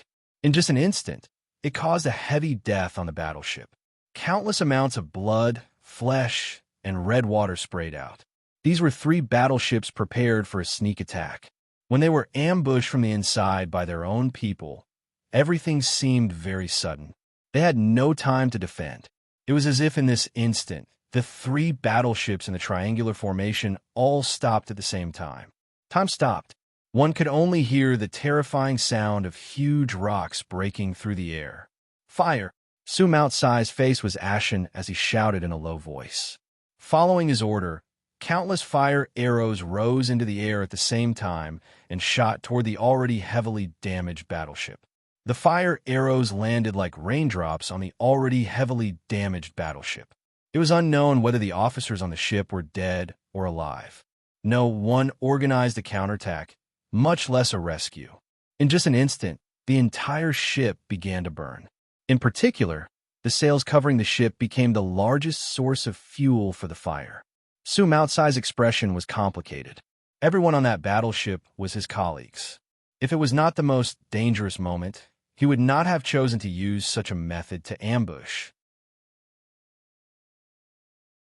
To be able to organize the attack of the entire ship in such a short amount of time, If he had not operated in the Jiaozhou Navy for 20 years, and if the soldiers on this ship were not all his trusted aides, he would not have dared to imagine such a good result. He furrowed his brows and gazed at the white sailboat on the shore. From the strange movements on the boat, he realized that the Overwatch Council should have already reacted. He had done what he promised the young master. He clenched his right fist slightly and gestured behind him. On the right side of the battleship that had suddenly launched a despicable sneak attack, the crossbow machine used for close combat on the sea suddenly moved. With a muffled sound, the entire battleship shook slightly. The crossbow bolt with an anchor quickly shot out and landed directly on the Overwatch Council battleship on the shore. The two ships were connected by the rope, pulled by the huge crossbow arrow. The people of the Chinian unit of the Overwatch Council courageously sprinted to the side of the ship with the intention of cutting the rope. However, they heard the sound of an arrow of command coming from the sea fog. They couldn't help being startled. They then turned and ran, abandoning the ship with incredible speed. Following the gangway to the shore, they climbed ashore. Like countless shadows, they disappeared into the fog on the shore. Their movements were so fast that it left one dumbfounded. This was the reason the Overwatch Council was so powerful. The reaction of all of the officials and secret agents of the 8 bureaus to the sound of an arrow of command was already rooted in the depths of their hearts. They didn't need to ask why. They only needed to do as they were told. On the sea, a ship burned fiercely. Occasionally, wretched cries rang out. The ship that had launched the sneak attack stopped on the sea and was connected to the white sailboat on the shore. After the people on the white sailboat fled at a shocking speed, they left behind a dead ship. As for the last ship, speed up. A glimmer of fear flashed through Su Maotsai's eyes. Looking at the undamaged Navy battleship, it suddenly sped up. With extraordinary speed, it charged forward from the bottom left and directly entered the area of the sea in front of the Pin family. It lay between his ship and the shoreline. Furthermore, he could clearly see that the other ship was already preparing to launch an attack. Earlier, Su Maokai had already thrown out all the stones and fire arrows on the ship in exchange for such a result. Seeing that the other party was preparing to launch an attack, his first reaction was, "Return to the helm. Return." Before he could say the words, "Return to the oars," Su Maotsai's mouth opened, but he couldn't say a single word. A gust of wind forced its way into his lips, making it difficult for him to make a sound. The wind of an arrow. A foot viciously kicked Su Maotsai's hip bone. The powerful force sent him flying. He crashed into the side of the ship and sent up a few splinters of wood. It was because of this that he was lucky enough to avoid the wind of an arrow coming toward him. When Su Maotsai's body had just been kicked to the side, the wind of the arrow brushed past his face and flew out. The wind of the arrow was as powerful as a pine tree piercing through a mountain. However, it did not make a loud sound and was completely sinister. There was a light whoosh. Su Maokai lay in the splinters of wood and looked at the scene in front of him in a daze. He was so terrified that his body began to tremble. There were a total of 5 Navy soldiers with delicate little holes on their bodies. They still maintained the expression of their last moments of life and death. They stood with their eyes and mouths agape. However, they were no longer breathing. Blood flowed out from their throats, chests, abdomens, and the delicate little holes on their heads. A delicate little black arrow was nailed into the wooden planks of the front of the battleship.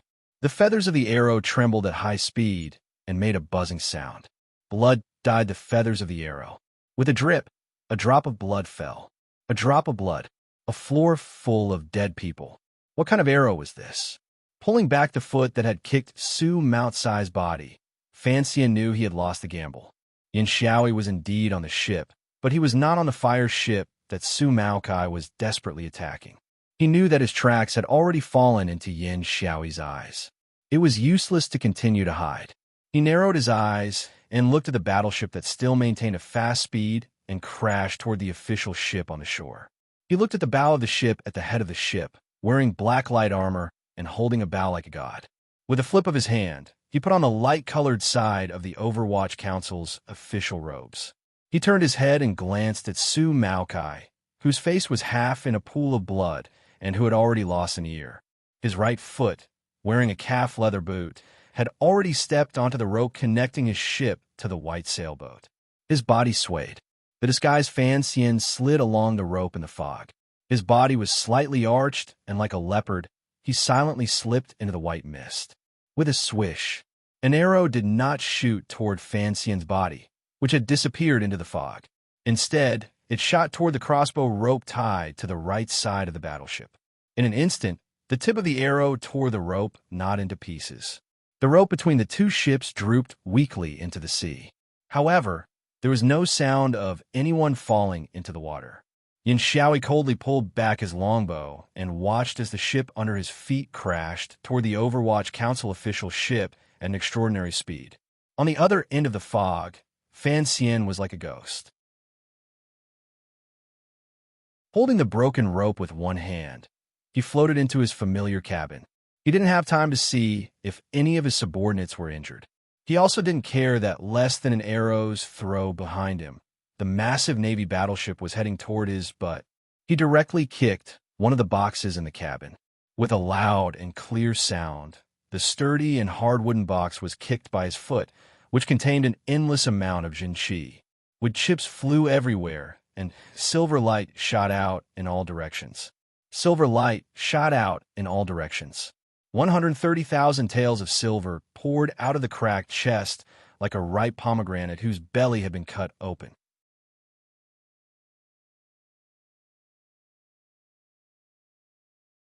Chapter 531.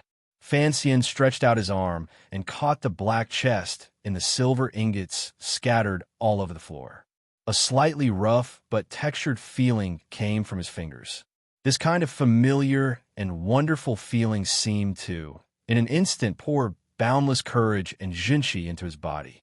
It made him throw away all of his timidity and fear. He was filled with confidence and did not think much of the ship that was about to crash into him behind him. He threw himself into the cabin. This series of actions was too fast, so he didn't notice there was someone beside him. Thus, when his ambition was multiplied and he carried the black chest, prepared to break out of the cabin, enter the land, and dominate the world, he abruptly discovered that there was an extra person wearing the robes of the Overwatch Council beside him. He couldn't help but stare blankly for a moment. He was only stunned for a moment because this person was Hong Changqing, a trusted aide of the Qinian unit he had given the important task of.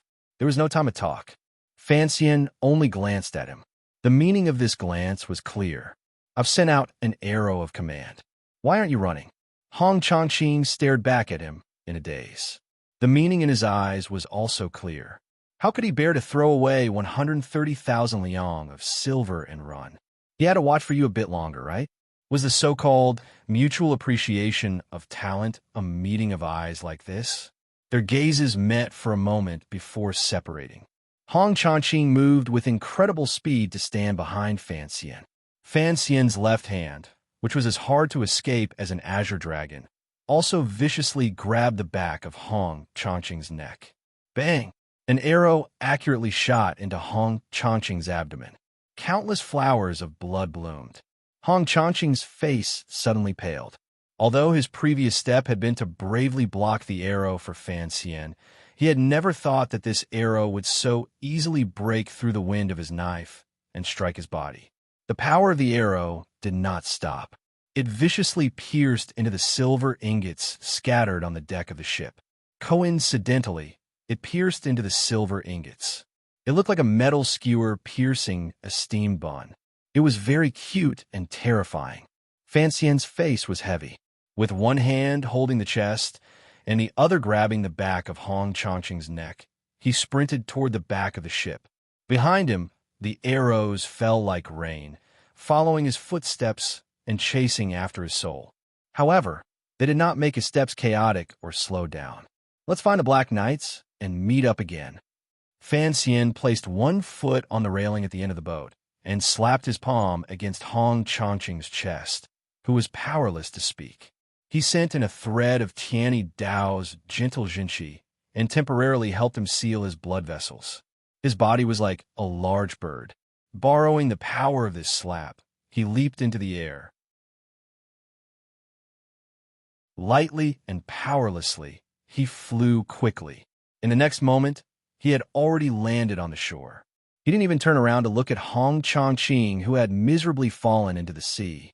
Although he didn't know what degree of injury that arrow had inflicted on Qinghua, he firmly believed that Qinghua wouldn't die.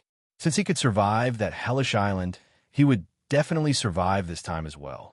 Perhaps this was a kind of psychological self-comfort, or perhaps it was a kind of blessing.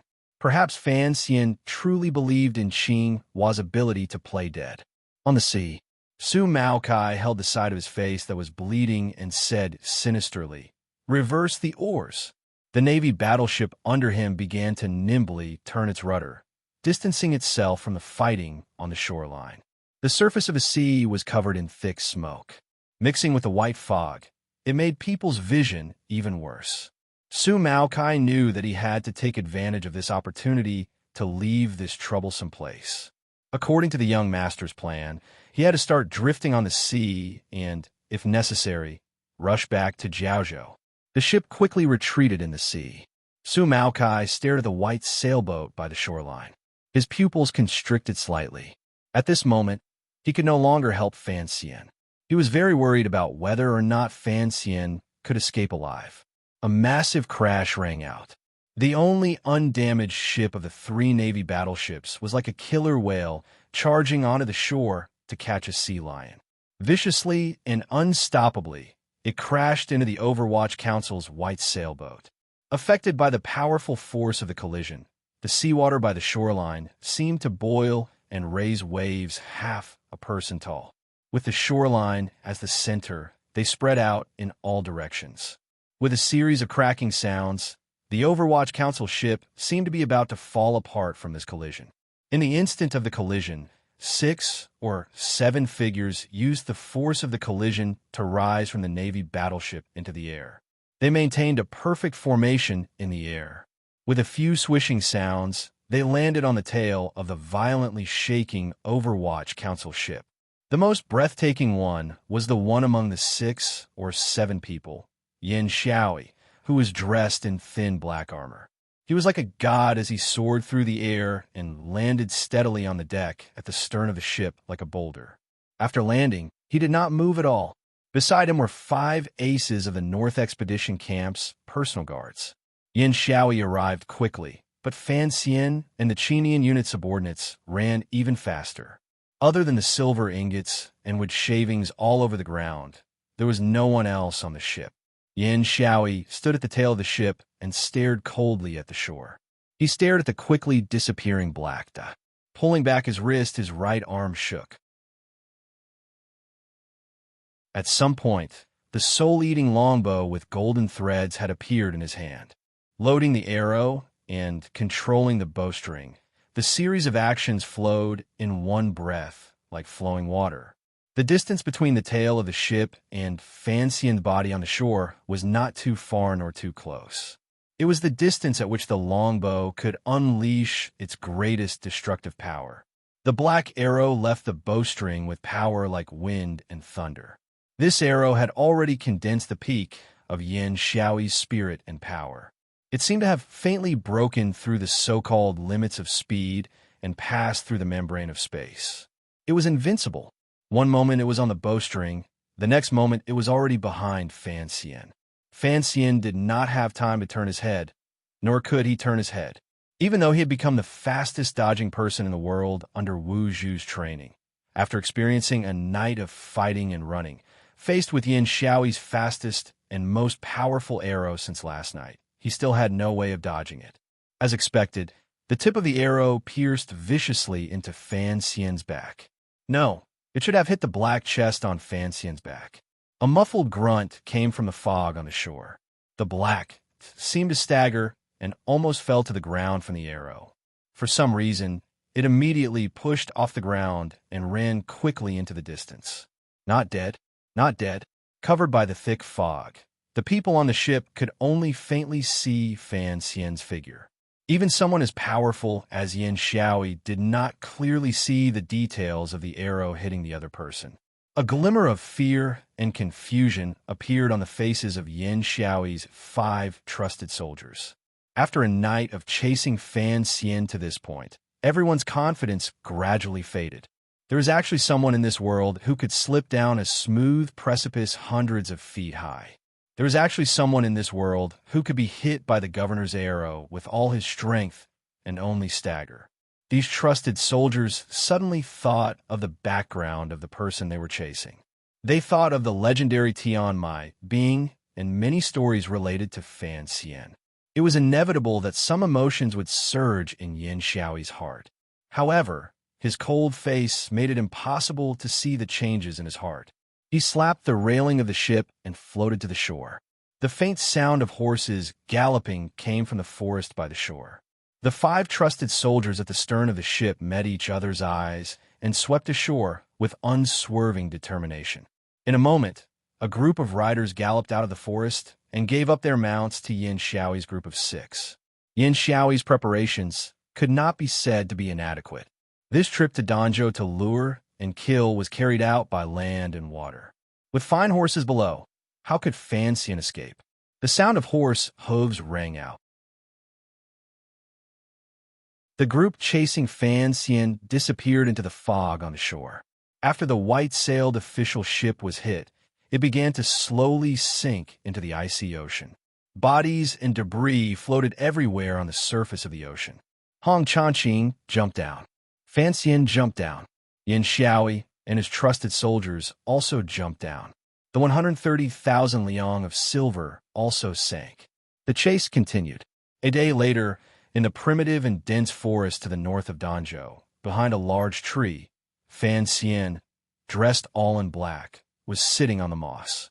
He panted heavily and occasionally stretched out his hand to wipe away the blood seeping out of the corner of his mouth. Then, he gently stroked the small dot on the surface of the chest in his arms. A chill rose in his heart. From his youth, he had known the sturdiness of this chest. Even the black dagger Sir Fei had given him could not leave a mark on it. Who would have thought that Yin Xiaoi's arrow had left a mark on the chest? From this, it could be seen how powerful Yin Xiaoi's arrow was. Presumably, those people had not expected him to directly block that arrow. A glimmer of a smile rose to the corners of Fan Xian's lips. With such a chest on him, if he didn't use it as a bulletproof vest, then he would be stupid. However, he knew that although the chest had blocked the tip of the arrow from piercing into his body, it had no way of blocking the sharp intent of the arrow and the powerful vibrations that were transmitted to him. Thus, his internal organs were injured on top of injuries, and his Jinqi was beginning to show signs of disorder. That was why he was trapped in the dense forest to the north of Danzhou by Yin Xiaoi's pursuit group in an area with a radius of less than 10 li. However, Fan Xian was not worried. On the contrary, a faint excitement began to rise in the depths of his heart. He forcefully suppressed his slightly panting breathing. With a gentle pull of the fingers on both hands, he opened the long and narrow black chest. Inside the chest were simple, unadorned, and even simple-looking metal objects. Fan Xian knew that this was far from being as tyrannical and beautiful as the golden silk longbow in Yin Xiaoi's hand. It was the most terrifying weapon in this world. He closed his eyes and rested for a moment. Then his hands began to quickly move about in the chest.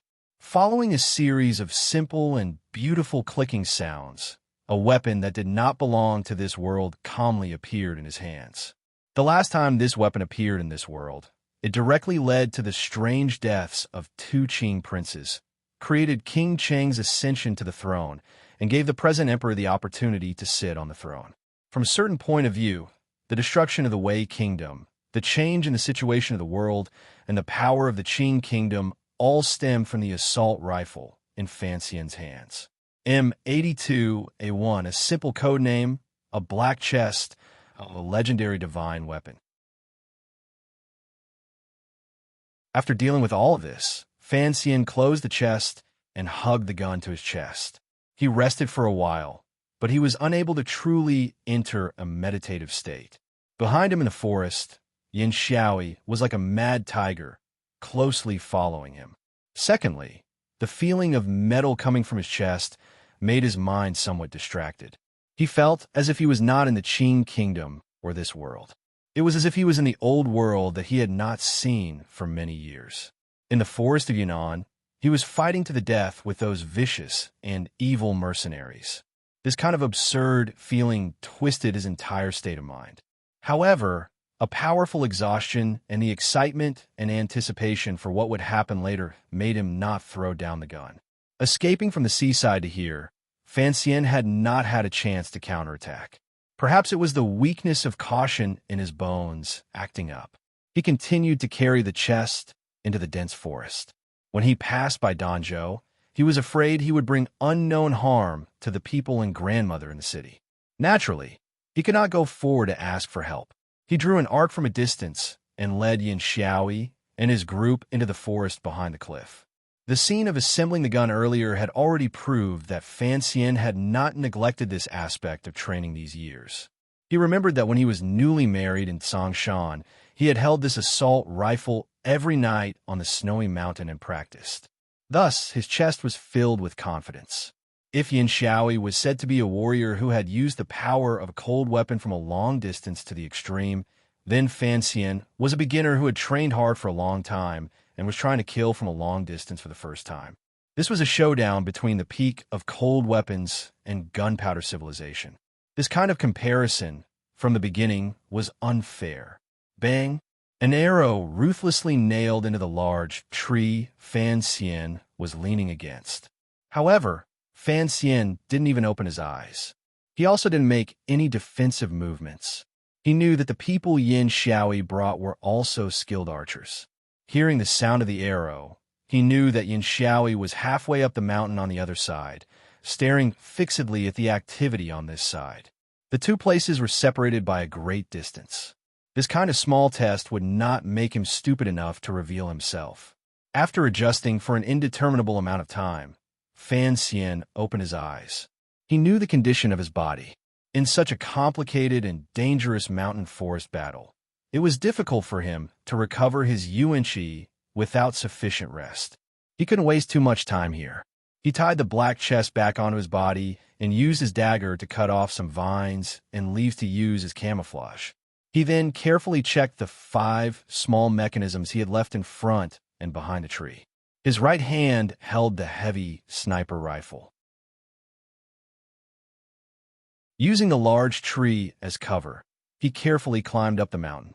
Thinking of the people who had died this night, Fan Xian licked his dry lips as he crawled.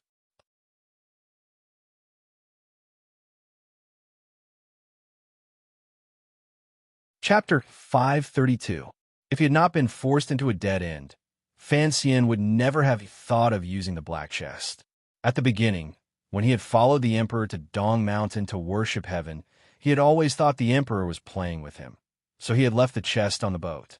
The chest had been on the boat the entire time, wrapped in the 130,000 liang of silver and exposed in the main hall of Suzhou Hua Garden, welcoming the gazes of the people coming and going. The emperor and Chen Pingping had almost lost sleep thinking about this chest. No one had thought that Fan Xian would be so carefree as to choose such a place to store it. The most dangerous place was the safest place.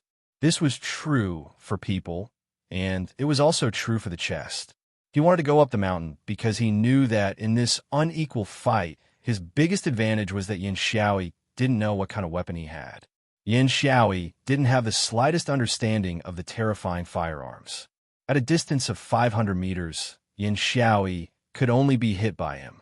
Once Yin Xiaoyi broke into 300 meters, given the speed and power of Yin Xiaoyi's archery, Fan Xian would probably be shot until he couldn't even raise his head, let alone aim. Thus, he had to pull away from Yin Xiaoyi and wait for Yin Xiaoyi to appear in his field of vision. The reason Fan Xian did not immediately look for an opportunity to counterattack after taking the chest on the boat was because he knew that Yin Xiaoyi did not need to aim and could fire 13 arrows in a second. He needed to aim for a long time before he could just barely fire one shot. If he randomly shot on the shore, presumably, he would become the most useless transmigrator to die in history. The assault rifle was not so fun. This was something Uncle Wu Zhu had not forgotten to remind him when he taught him how to use a gun. The wind speed, the temperature, the refraction of light, the so-called error of a millimeter, the difference of 1,000 li, refer to these things. Fan Xian did not want to randomly aim and fire a shot, only to shoot through a tree 50 meters away from Yin Xiaoyi.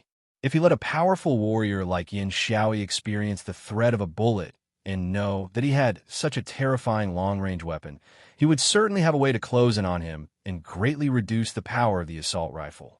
Thus, Fan Xian only allowed himself to fire one shot. Fan Xian had his reasons for being so careful and thinking so highly of Yin Xiaoyi.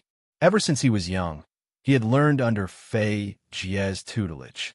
Before he was 16, he had grasped the Overwatch Council's tracking, concealing, and assassination methods. Killing Xiao In on the shore of the North Sea was already proof of his strength.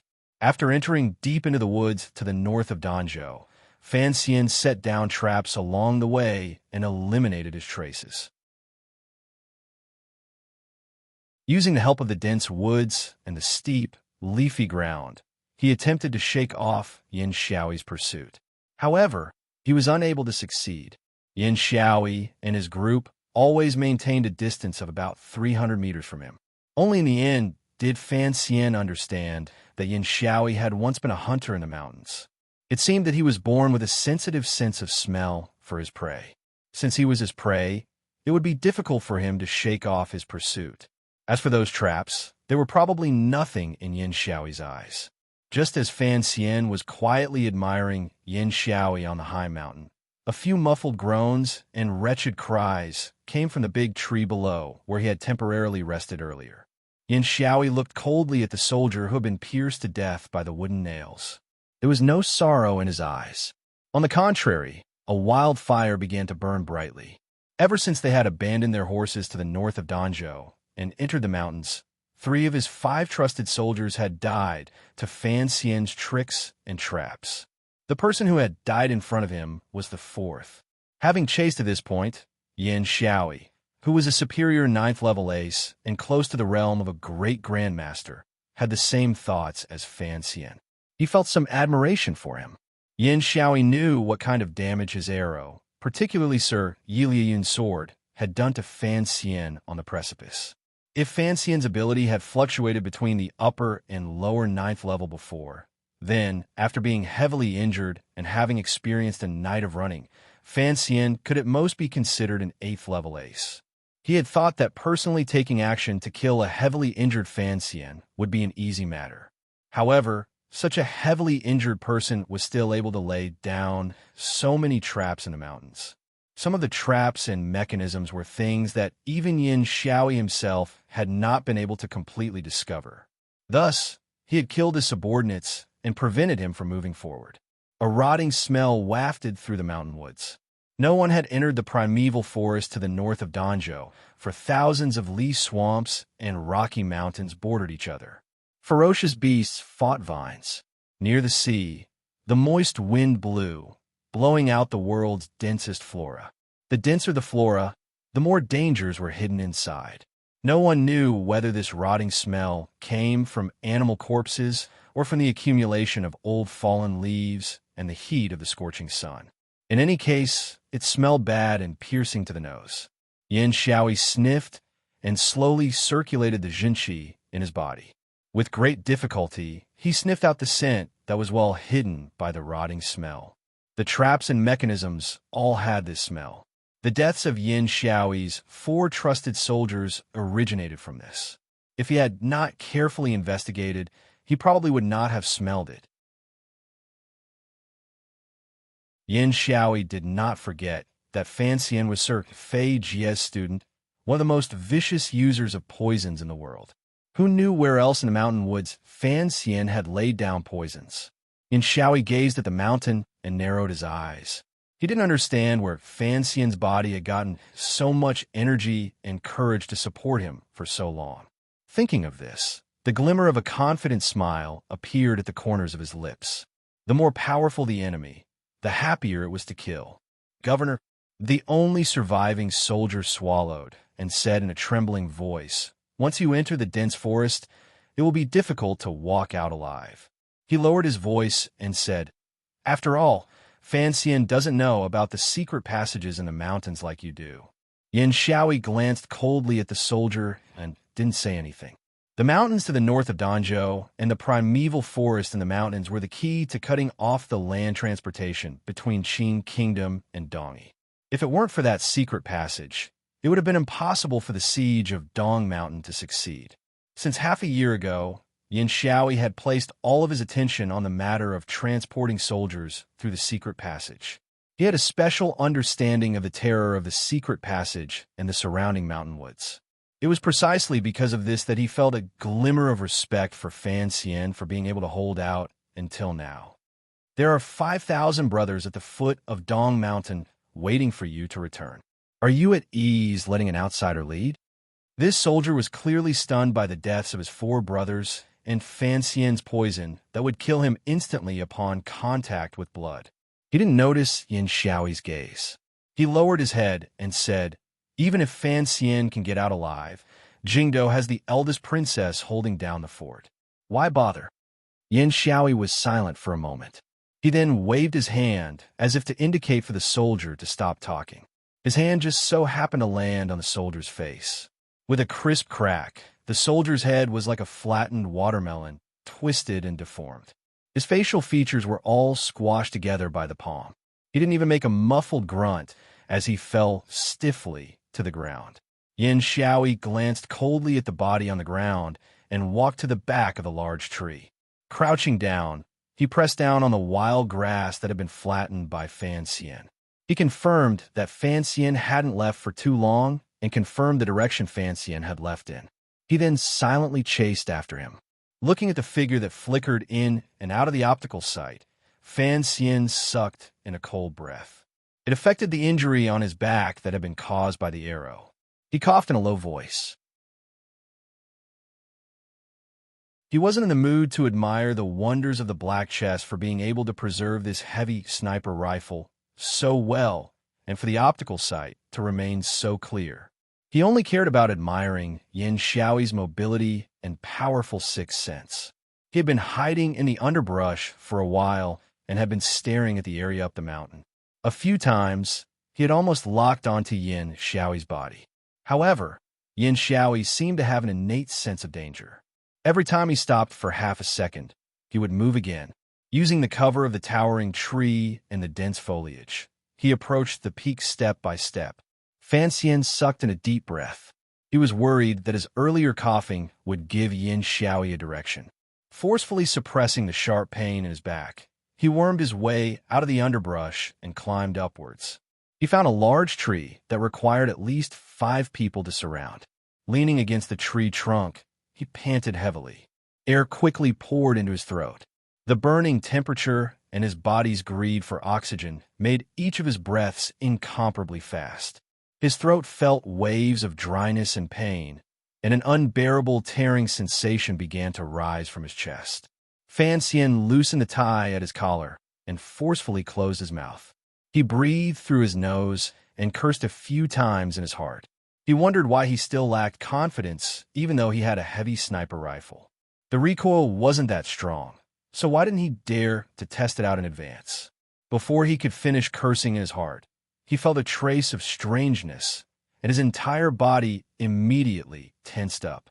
Then he heard a light thud. The giant tree behind him seemed to tremble slightly. It should have been an arrow. Fan Xian didn't have much of a reaction at first, but he immediately remembered that his trusted soldiers had all died. This arrow had been fired by Yin Xiaoyi. His pupils constricted abruptly. He immediately bent his legs slightly and relaxed his knees. His body leaned forward slightly. This was the only change in posture he had the ability to do in this instant. This posture could dissipate the force. Following the powerful force behind him, he allowed his entire body to fall forward and do his best to dissolve it. If he forcefully blocked it at this moment, his end would certainly be wretched. With a muffled hum, Fan Xian fell forward from the shock and spat out a mouthful of fresh blood. His entire body fell into the thick grass and shrubs. There were countless thin cuts on his face and hands. The bark of the giant tree behind him, about the size of a palm, had completely split open, revealing the white tree trunk inside. A delicate little arrow, like a venomous snake that had been lying in wait for a long time, stretched out the black tip of the arrow. With the tip of the arrow as the center, the white tree trunk was shattered inch by the powerful jinchi of the arrow. Fan Xian didn't have time to look at the strange scene on the tree behind him. He also didn't have time to rejoice that he hadn't put down the box on his back. He didn't even have time to wipe away the blood at the corner of his lips. He had already begun another escape. Relying on his tyrannical jinchi to support his tired body, he ran wildly toward the top of the mountain. Yin Xiaoyi had disappeared from the scope for less than 5 seconds, and he was already within 100 feet of him. This kind of movement and terrifying movement made Fan Xian's heart go cold. A moment later, Yin Xiaoyi, dressed in light armor like a god, appeared behind this large tree. However, his body was covered in mud and he looked wretched. Yin Xiaoyi coldly observed for a moment and then chased after him again. However, as his feet moved, he once again unconsciously lay down in the grass. He could feel a heart-chilling danger that had almost locked onto him earlier. Yin Xiaoyi had once felt this kind of aura in the fog-filled streets of Jingdao. What confused him was that to be able to lock onto him from so far away. Unless Fan Xian had already reached the realm of a great grandmaster or was like him and had the help of a godly bow. But he still carefully lay down in the grass. Half kneeling on the ground, Fan Xian found that the target continued to hide in a blind spot. He couldn't help but curse silently. Putting away the heavy sniper rifle, he swallowed the fishy blood that surged into his mouth and charged toward the top of the mountain. The north of Danzhou was filled with tall mountains. Probably no one knew that at the peak of the mountain, where Yin Xiaoyi and Fan Xian were shooting at each other, was a flat piece of mountainous terrain. The summit of the mountain was as flat as a grassland. Strangely, there wasn't a single large tree. There was only long grass that was knee-deep and spread out like a green carpet. The strange meadow at the top of the mountain stretched all the way to the edge of the precipice. In the grass beside the precipice, Fan Xian set up the frame and placed the black chest calmly by his side. The expression on his face had already calmed down. He knew he had no way out. Even if he carried the chest and climbed down the precipice, it was daytime. If Yin Xiaoyi raised his bow and shot down, he would only die. Furthermore, he didn't want to run anymore. A person reborn with a heavy sniper rifle was being chased by a primitive man with a bow and arrow. Furthermore, he was being chased in such a wretched manner. He felt very ashamed. If he died like this, he would certainly be laughed at by his predecessors in the underworld, particularly the one surnamed Yi. However, the optical scope still could not capture Yin Xiaoyi's figure. Cold sweat began to drip from Fan Xian's forehead. His figure was also hidden well, but the general area was already grasped by Yin Xiaoyi. There was only so much space near the precipice at the end of the meadow. Yin Xiaoyi would eventually close in on him. The closer Yin Xiaoyi was, the smaller his chances of victory would be. Yin Xiaoyi finally revealed his figure. Like an eagle, he moved along a strange path through the grass. It was clear that although he didn't know what Fan Xian had in his hands, he could clearly understand that he had something that could threaten him. Fan Xian's muzzle extended into the grass and moved endlessly to the side. However, he was still unable to lock onto the quickly moving figure. Although the other person sometimes moved forward and sometimes retreated as if he was drawing a spiral, Fan Xian knew better than anyone else in the world that the spiral would always rise. Yin Xiaoyi was gradually closing the distance between them. 500 meters. The sweat on Fan Xian's forehead dripped faster and faster until it gradually seeped into his eyes. 400 meters. Fan Xian gradually felt a glimmer of helplessness. It was a feeling of emptiness after realizing everything was in his hands was just an illusion. He had no way to kill Yin Xiaoyi with one shot. If Yin Xiaoyi came a little closer, he would certainly be able to use the arrow in his hand to turn him into a porcupine. 350 meters. If he actually allowed Yin Xiaoyi to get close, given Fan Xian's current state, he would not be able to escape from the hands of a 9th-level ace. It was not until this moment that Fan Xian finally understood the meaning of the heavy sniper rifle in his hand. It was meaningless. No matter how powerful a weapon was, it still depended on who held it in their hands. Trying to rely on a heavy sniper rifle to sweep through the world was just the nonsense of an idiot. He couldn't even kill Yin Xiaoi, much less the strange creatures on the summit of Dong Mountain. Sweat dripped down the small cut on his face made by the grass. There was a wave of piercing pain, but Fan Xian's heart gradually calmed. He knew he couldn't let Yin Xiaoi continue to get close to him. However, he was unable to use the scope to lock onto that fast-moving figure. At this life-and-death juncture, it seemed he needed some luck. Other than luck, he also needed courage and determination. Yin Xiaoi, a loud cry, came from the meadow at the top of the mountain. Fan Xian, dressed in black, suddenly stood up from the grass. He raised the sniper rifle in his hand and took aim at Yin Xiaoi, who was not far away. This loud cry startled the ignorant creatures in the meadow. A cunning mountain rabbit began to prepare to run toward the nearest cave. A field mouse chewing on grass stopped its movements underground. Its two front limbs hung slightly, ready to run at any moment. Countless birds hiding in the grass began to flap their wings, preparing to fly into this dangerous place. Following this cry, in a flash, Yin Xiaoi made a decision he would regret for the rest of his life. Perhaps it was a decision he didn't have time to regret. He stopped his body and used the fastest speed to remove the gold-threaded longbow from his back. With his feet in front and one behind, he stood steadily on the meadow. With all his strength, he pulled the bowstring to a full moon. An icy arrow aimed straight at Fan Xian, who had revealed himself. In this instant, Yin Xiaoi saw clearly what Fan Xian held in his hand, but he didn't recognize it. Perhaps it was the Overwatch Council's most advanced crossbow? Since Fan Xian had already revealed himself and was beginning to face him head-on with a courage he hadn't displayed for a day and night, Yin Xiaoi gave Fan Xian this opportunity. It wasn't that Governor Yin was arrogant. He knew that if he maintained a high speed and fired at the same time, he might not be able to hurt the pretty boy who was more cunning than a rabbit, more cowardly than a field mouse, and better at running than a bird. At a distance of 300 feet, as long as he stood firm, he would be able to shoot Fan Xian to death. Even if he couldn't, he wouldn't give Fan Xian any chance to counterattack. As for the strange object in Fan Xian's hand, human psychology was like this. When it came to mysterious and unknown things, there was always a fear of the unknown. That was why Yin Xiaoi had been so cautious earlier. After he clearly saw the thing made of metal, he naturally thought it was a powerful weapon newly developed by the Third Bureau of the Overwatch Council. Once he knew what it was, he was naturally no longer afraid.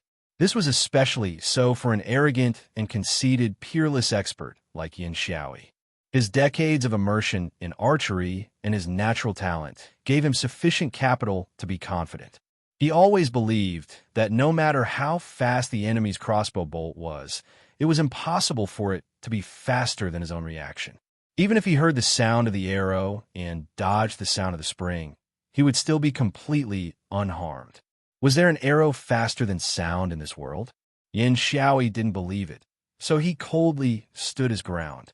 Pulling back the longbow, he aimed at Fan Xian and released his finger. The arrow flew out.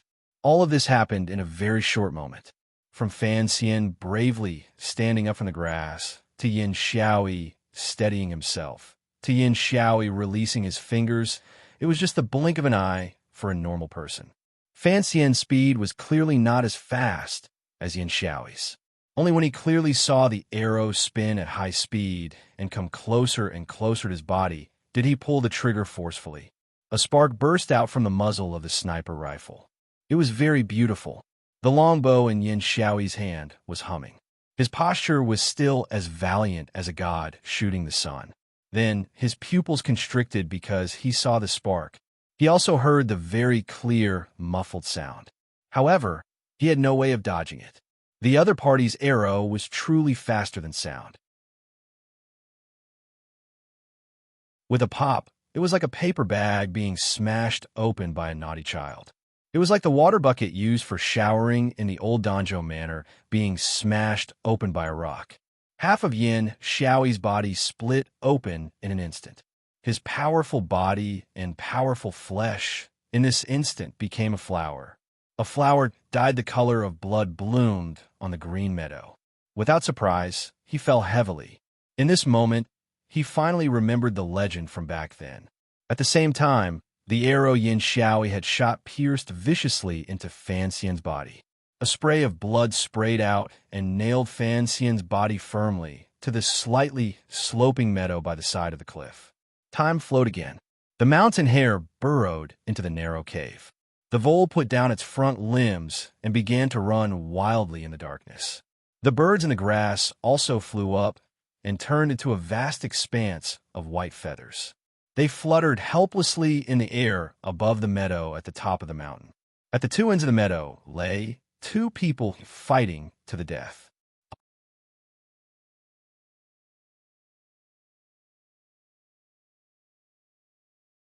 Chapter 533. It was the end of summer. The entire land was enveloped in a high temperature. Although this boundless mountain range was close to the sea, because of the terrain, it could not receive the moisture and coolness carried by the sea wind. It was only stuffy and hot. That was why there was such a strong, rotting smell in the mountain forest and so many heart-palpitating dangers. Because the meadow at the top of the mountain faced the sky, it appeared a bit drier. Additionally, the terrain was dangerous, so there were no large carnivores. It was almost noon, and the white sun was spitting out heat as much as it could, generously bestowing most of its heat onto the meadow. The rays of light were so intense that the grass, which was originally green, began to reflect white light. One could imagine how high the temperature was. The small animals had already entered the earth to avoid the heat. The birds had already returned to their nests in the forest halfway up the mountain, waiting to come back the next morning to search for grass seeds to use as food. The entire meadow was quiet and tranquil. Only the occasional mountain breeze would set off waves that alternated between green and white. The porcelain blue background and the comfortable white clouds gently watched these waves. The entire world was very beautiful. If the two humans and the blood that flowed from their bodies did not exist, it would be even more perfect. With a groan, Fan Xian slowly opened his eyes, which were sticky with sweat and blood. He narrowed his eyes and looked at the sky. He found that there seemed to be a spot of light in his eyes that he could not get rid of. He did not react. This was a problem after being illuminated by the blazing sun for a long time. Unconsciously, he stretched out his hand to wave. He found that his right hand was very heavy. It was still tightly gripping the assault rifle. He switched to his left hand to wave. Then a bone-deep pain made him cry out involuntarily. The pain woke him up. He lowered his eyes slightly and looked at the arrow in his left chest in a daze. The arrow had all pierced in. Only the last feather remained outside his body. Fresh blood flowed out endlessly and dyed the black feather even more bloody. Slightly bending his left leg, he used his right hand with great difficulty to feel for the black dagger in his boot. Very slowly and carefully, he extended it to his back. Following the minuscule gap between his body and the meadow, he gently cut. The shaft of the arrow buried deep in the earth was cut. His body immediately relaxed slightly. However, this slight vibration caused a sharp pain in his chest. His face was deathly pale, and he almost cried out again. Forcefully resisting the pain, he used the dagger to remove most of the arrow sticking out his chest, leaving only a small head to make it easier to pull the arrow out in the future. After doing all this, the pain had already made him break out in a cold sweat. The sweat even cleanly washed away the blood on his face. He faced the sky and took deep breaths. His eyes were somewhat dazed as he looked at the blue sky and white clouds. He didn't even bother to avoid the dazzling sunlight, because he felt that there was nothing better than being alive in this world. If he could never see the sun again, he would regret it so much. Fan Xian's luck was very good. Yin Xiaoyi's arrow accurately hit the left side of his chest, but when the tip of the arrow reached his body, Fan Xian pulled the trigger. Although the recoil of the M82-1 was not strong, it still made his body move back a little. It was because of this that Yin Xiaoyi's arrow had hit a spot slightly higher than he had expected. It had avoided the vital point of his heart and pierced into his left shoulder. As for whether or not Yin Xiaoyi was dead, he didn't want to care. He just felt tired and wanted to lie down like this on this soft meadow, on this isolated mountaintop, and enjoy a rare rest. Besides, if Yin Xiaoyi had not died, given his current state, he could only be killed. Since it was so, why should he care? However, he had to care because there were still many things in the world waiting for him to do. A moment later, a weak figure appeared on the suffocatingly quiet meadow. Fan Xian dragged his heavily injured body. Leaning on the sniper rifle, he walked step by step through the meadow toward the pool of blood. Earlier, Fan Xian had always felt that 300 meters was too close. It was so close that it made his hair stand on end. Now he felt that 300 meters was very far, so far that it seemed endless. By the time he reached Yin Xiaoyi's side, he was so tired that he almost couldn't stand. His legs were trembling nonstop. The most precious weapon in the world was supporting his entire body's weight. The fine barrel was deeply embedded in the soil. Fan Xian didn't care. No matter how powerful a weapon was, it was actually not much different from a walking stick. If a person couldn't throw away their walking stick, perhaps they would never be able to walk alone. He looked at Yin Xiaoyi in the pool of blood. His eyes narrowed and his brows furrowed. His emotions were complicated. He didn't know what kind of emotion he should feel. The blood had long drained out and seeped into the earth under the green meadow. The upper left side of Yin Xiaoyi's body was completely gone. It had turned into a lump of flesh that couldn't be seen clearly. It looked like a tomato that had been crushed by someone. The red pulp and flesh were sprayed everywhere. It was extremely terrifying. Fan Xian had followed Fei Jie to dig graves and admire corpses since he was young. He had seen countless sinister and terrifying scenes. Looking at the scene in front of him, he still couldn't help but turn his head. It was clear that Fan Xian's shot had still gone askew. However, the powerful power of an anti-material weapon was fully demonstrated at this moment. After receiving such a powerful blow, even a 9th level ace in this world could only pay the price with his life. Fan Xian calmed his emotions and turned his head. Walking to the side of Yin Xiaoyi's undamaged head, he prepared to extend his hand and close the eyes of this ace who had died with everlasting regret. However, he saw the already scattered pupils and stopped his movements. It was as if he felt that this person was still alive. "Perhaps you can still hear my words," Fan Xian said after a moment of silence. There was an uncontrollable cough in his voice. "I know you think this is unfair, but there has never been any fairness in the matters of this world." Yin Xiaoyi did not have any reaction. His pupils were already scattered as he stared at the sky. Fan Xian was silent for a moment and then said, "I didn't kill your son. It was Sigu Jian. In the future, I will avenge you." No one knew why Fan Xian would tell such a lie next to Yin Xiaoyi's body. In reality, his thoughts were simple. He felt that this kind of death was unfair to Yin Xiaoyi. For such a gifted ace, his death was very unjust. He knew very well what a person would think before they died. For example, what Yin Xiaoyi remembered the most in his heart. If Yin Xiaoyi thought that Fan Xian was Yin Shindu's murderer and Yin Xiaoyi was unable to kill Fan Xian to avenge his son, this ace would probably be extremely upset. These words were just to reassure Yin Xiaoyi's heart. However, Yin Xiaoyi's eyes still did not close. Fan Xian smiled self-mockingly. He wondered if he was comforting a dead person or himself. In a quiet voice, he said, "What they said was not wrong. You are indeed powerful. You could even try to challenge those strange old creatures. Thus, I have no way of killing you. The one who killed you was not me." After a moment of silence, Fan Xian continued, "This thing is called a gun. It is the essence of a civilization, although this kind of essence is not a good thing for that civilization." Yin Xiaoyi's eyes still did not close. However, a crack came from his neck bone. His head tilted and fell into his own flesh and blood.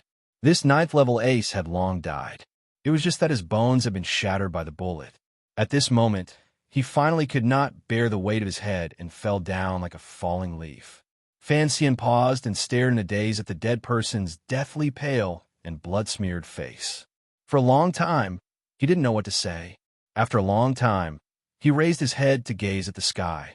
It was as if he wanted to find some trace in the blue sky and white clouds. Those who were good at fighting would die from soldiers, those who were good at swimming would drown, and those who were good at archery would die from arrows. This was a famous saying that people had concluded. Yin Xiaoyi, who was a god of archery, had finally died under a barret. Regardless of whether the ending was fair or not, regardless of whether the process was absurd or not, the pool of flesh and blood on the ground proved the blood and nakedness of this truth. Yin Xiaoyi was the most powerful enemy Fan Xian had killed since his rebirth. He still maintained respect for the pool of flesh and blood on the ground, particularly after a day and night of pursuit. At the last moment of life and death, he finally understood one truth and thought through one thing. This would, without question, be of great use to his life in the future. He was overly afraid of death, so he always did things cautiously and gloomily. He was ruthless and decisive, but he never had Haitong's bright mood or 13th Wang's stubborn courage. It was not until he was forced to the edge of the cliff by Yin Xiaoyi that he truly broke through the darkness in his heart. Bravely, he stood up from the grass and raised the gun in his hand. From then on, he stood up, maintaining his respect for Yin Xiaoyi. After Fan Xian had gotten used to the pool of flesh and blood, he still began to mercilessly carry out the follow-up work. Taking down the golden silk longbow beside the other person's body, he laboriously dragged the broken body toward the edge of the cliff. Standing at the edge of the cliff, he measured his position and then slowly crouched down on the ground. Picking up a stone, he began to carve the body. The sun was shining brightly. Between the blue sky, white clouds, and green grass, a handsome and pale young man held a stone and hacked endlessly at the body beside him. Blood splattered everywhere. The scene looked disgusting. He pushed the half of Yin Xiaoyi's body and the stone off the cliff. For a long time, there was still no reply. After doing all this, he was unbearably tired. The sharp pain in his chest made it difficult for him to stand. Wretchedly, he sat down on the ground. His head was a little dizzy.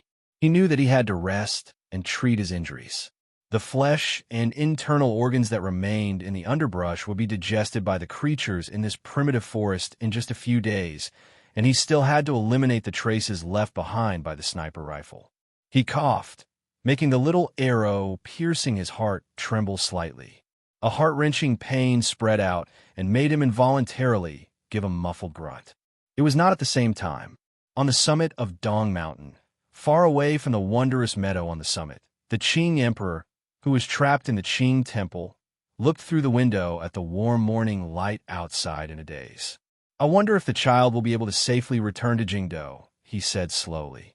This was probably the first time the Qing Emperor had shown such gentleness toward Fan Xian in front of outsiders. Eunuch Hong smiled slightly. His deep wrinkles were filled with calmness. It was as if there were no 5,000 powerful rebel soldiers at the foot of the mountain or a great grandmaster wearing a straw hat slowly walking up the stairway to heaven. Sir Fan Jr. is a genius. There are no extraordinary figures outside of Dong Mountain, Eunuch Hong said warmly. It shouldn't be difficult on the road. What is important is after he returns to the capital. The matters in Jingdou are not difficult to deal with. The Qing Emperor smiled slightly. I like this child more and more. This time, I will see him again. Eunuch Hong sighed in his heart. Since he liked him, why continue to doubt and tempt him? How different was this from what he had done to the second prince in the past? The emperor stopped talking about the illegitimate child who had escaped. Turning to look at Eunuch Hong, he calmly said, "This time, I will be relying on you." Eunuch Hong's body remained bent. After a moment of silence, he slowly said, "I am a servant of the Qing kingdom. Since the founding of the country, I have always hoped that the Qing court could unify the world. It is my good fortune to be able to serve the emperor." This was not an expression of loyalty. There was no need for such superfluous words between the emperor and an old eunuch. Even now, with the army surrounding the mountain, Eunuch Hong still spoke slowly. It was as if he urgently wanted to tell his thoughts to the emperor. The emperor looked calmly at Hong Xiang.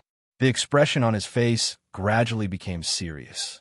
A moment later, he raised his hands in a salute and bowed toward Eunuch Hong. Given the emperor's supreme status, bowing to a eunuch was an unimaginable sight. However, Hong Xiang was unmoved. He calmly and even coldly accepted the bow. The emperor straightened his body. A determined expression rose to his face. What I promised to you, to Qing Kingdom, to the world. In the future, I will let you see. The sky had long brightened. The thick fog had long dissipated. The rebel army camp was on a small slope behind a few rows of trees at the foot of Dong Mountain. The black-clothed commander of the rebel army calmly watched the activity outside the mountain gate. His calm gaze was filled with peace. There was not a glimmer of excitement. No more attacks. It's useless. The black-clothed commander spoke calmly to the people beside him as if he was talking about a trivial family matter. His attitude was warm but left no room for doubt. Carrying a long sword on his back, Yin Zhilan glanced at this mysterious figure and furrowed his brows slightly. Although he didn't agree with the other party's judgment, he didn't say anything to refute it. The attack on Dong Mountain this time was like a thunderstorm that was destined to shake the world. As a master swordsman, Yin Zhilan didn't want to have any influence on the overall situation because of himself. It was quiet by the mountain gate. The remaining hundreds of imperial soldiers had already retreated behind the mountain gate. The 5,000 longbowmen of the rebel army had attacked several times, but were completely beaten back by the defensive power in the mountain forest. The ones launching the attack this time were the attacking troops with the aces of Dongyi as the core. Yun Zhilan had great confidence in the strength of the disciples of the Sword Hut. He thought that with them leading the archers in a powerful attack, even if the Qing Emperor's most powerful tiger guards were hidden in the forest behind the mountain gate, they would still be torn open. Furthermore, the valiant disciple of the imperial army, when faced with his fellow disciples from Dongyi, was he going to continue attacking? In the morning, the birds were startled. With a crash, they charged out of the forest and tore off a few green leaves. One could imagine how frightened the birds were after a night of rest. What startled the birds was the snowy light that lit up the sky. Each piece of snow was a knife. A long knife that killed mercilessly. The snowy light filled the sky. No one knew how many soul-eating long knives danced at the same time to create such a bleak and terrifying scene. Knife chi crisscrossed through the forest. In an instant, it spilled out completely, invading the normally sturdy but now incomparably weak forest trees. Countless tree bark and tree trunks were shaved off and shot out with a pitter-patter. They hit the dirt with a thud. Countless muffled groans and wretched cries rang out in an instant. Blood sprayed freely in the forest. Broken limbs were thrown into the sky and fell toward the ground. It was the first time they had encountered a battle, yet it had progressed so wretchedly. It could be seen that when the knife-wielding men were forced into their final predicament, they had finally exploded with their most powerful strength. Yin Zhilan's pupils constricted. He knew that the black-clothed commander's judgment was indeed correct. He didn't wait any longer. With a wave of his hand, he sent out an arrow of command.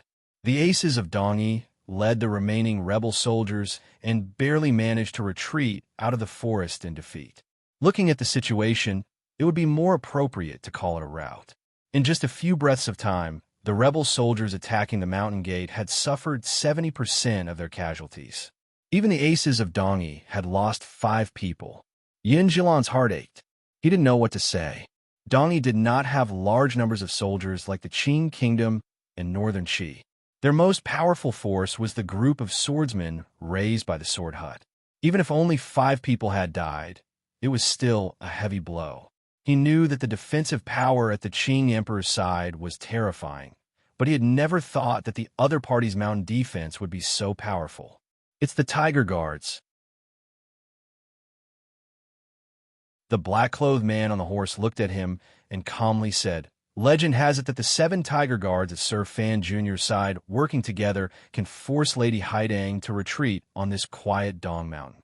He smiled slightly. There are 100 tiger guards. Other than the first experiment, this is the first time I've used the Qidian author system for a scheduled update. When I finished writing this paragraph, it was 9 o'clock in the morning. When everyone sees this chapter, it should be 4:50 in the afternoon. I'm already on a plane to Shanghai. Yes, Qidian is about to hold its annual writers' conference. There are many people like me in the country who are rushing in the direction of Shanghai. The conference will end on the 23rd, but I won't go home immediately because I have to go north. Because of the sentence before devastatingly beautiful, until the middle of July, my life will be on the road. The reason I didn't ask everyone for leave earlier is because I don't need to ask for leave. Ha ha ha. I use my monthly vote bonus to buy a book. I will keep updating. If I can't, I will definitely let everyone know ahead of time. However, because of the interference of many matters on the road, I don't dare to keep a stable time for updates. I ask for everyone's forgiveness for this. I was very satisfied with yesterday's chapter. It's not that I'm narcissistic. It's just that my ability and the effect I wrote were very consistent. Is there a problem? It's really nothing, because there has never been an omniscient and omnipotent person in this world. I'm just a pitiful person writing. Rationality is not the key. It's more important to be self-consistent. It's basically impossible to write a novel every day without making mistakes. So, in this area, I've always been very good at forgiving myself. I'm a person who treats myself very generously and treats others very generously. Of course, Fanxian is the hometown wish, but I'm not. I'm a good person. I'm at Ba. Just like the introduction in Zhukeji said, of course, this is a YY novel. It's just a YY novel. Everyone reads it happily or passionately. I can pass on my leisure time after work. That is the source of my sense of accomplishment. You're tuning in to the Warrior Lore YouTube channel. Don't forget to subscribe and join us on this journey to catch the most captivating stories.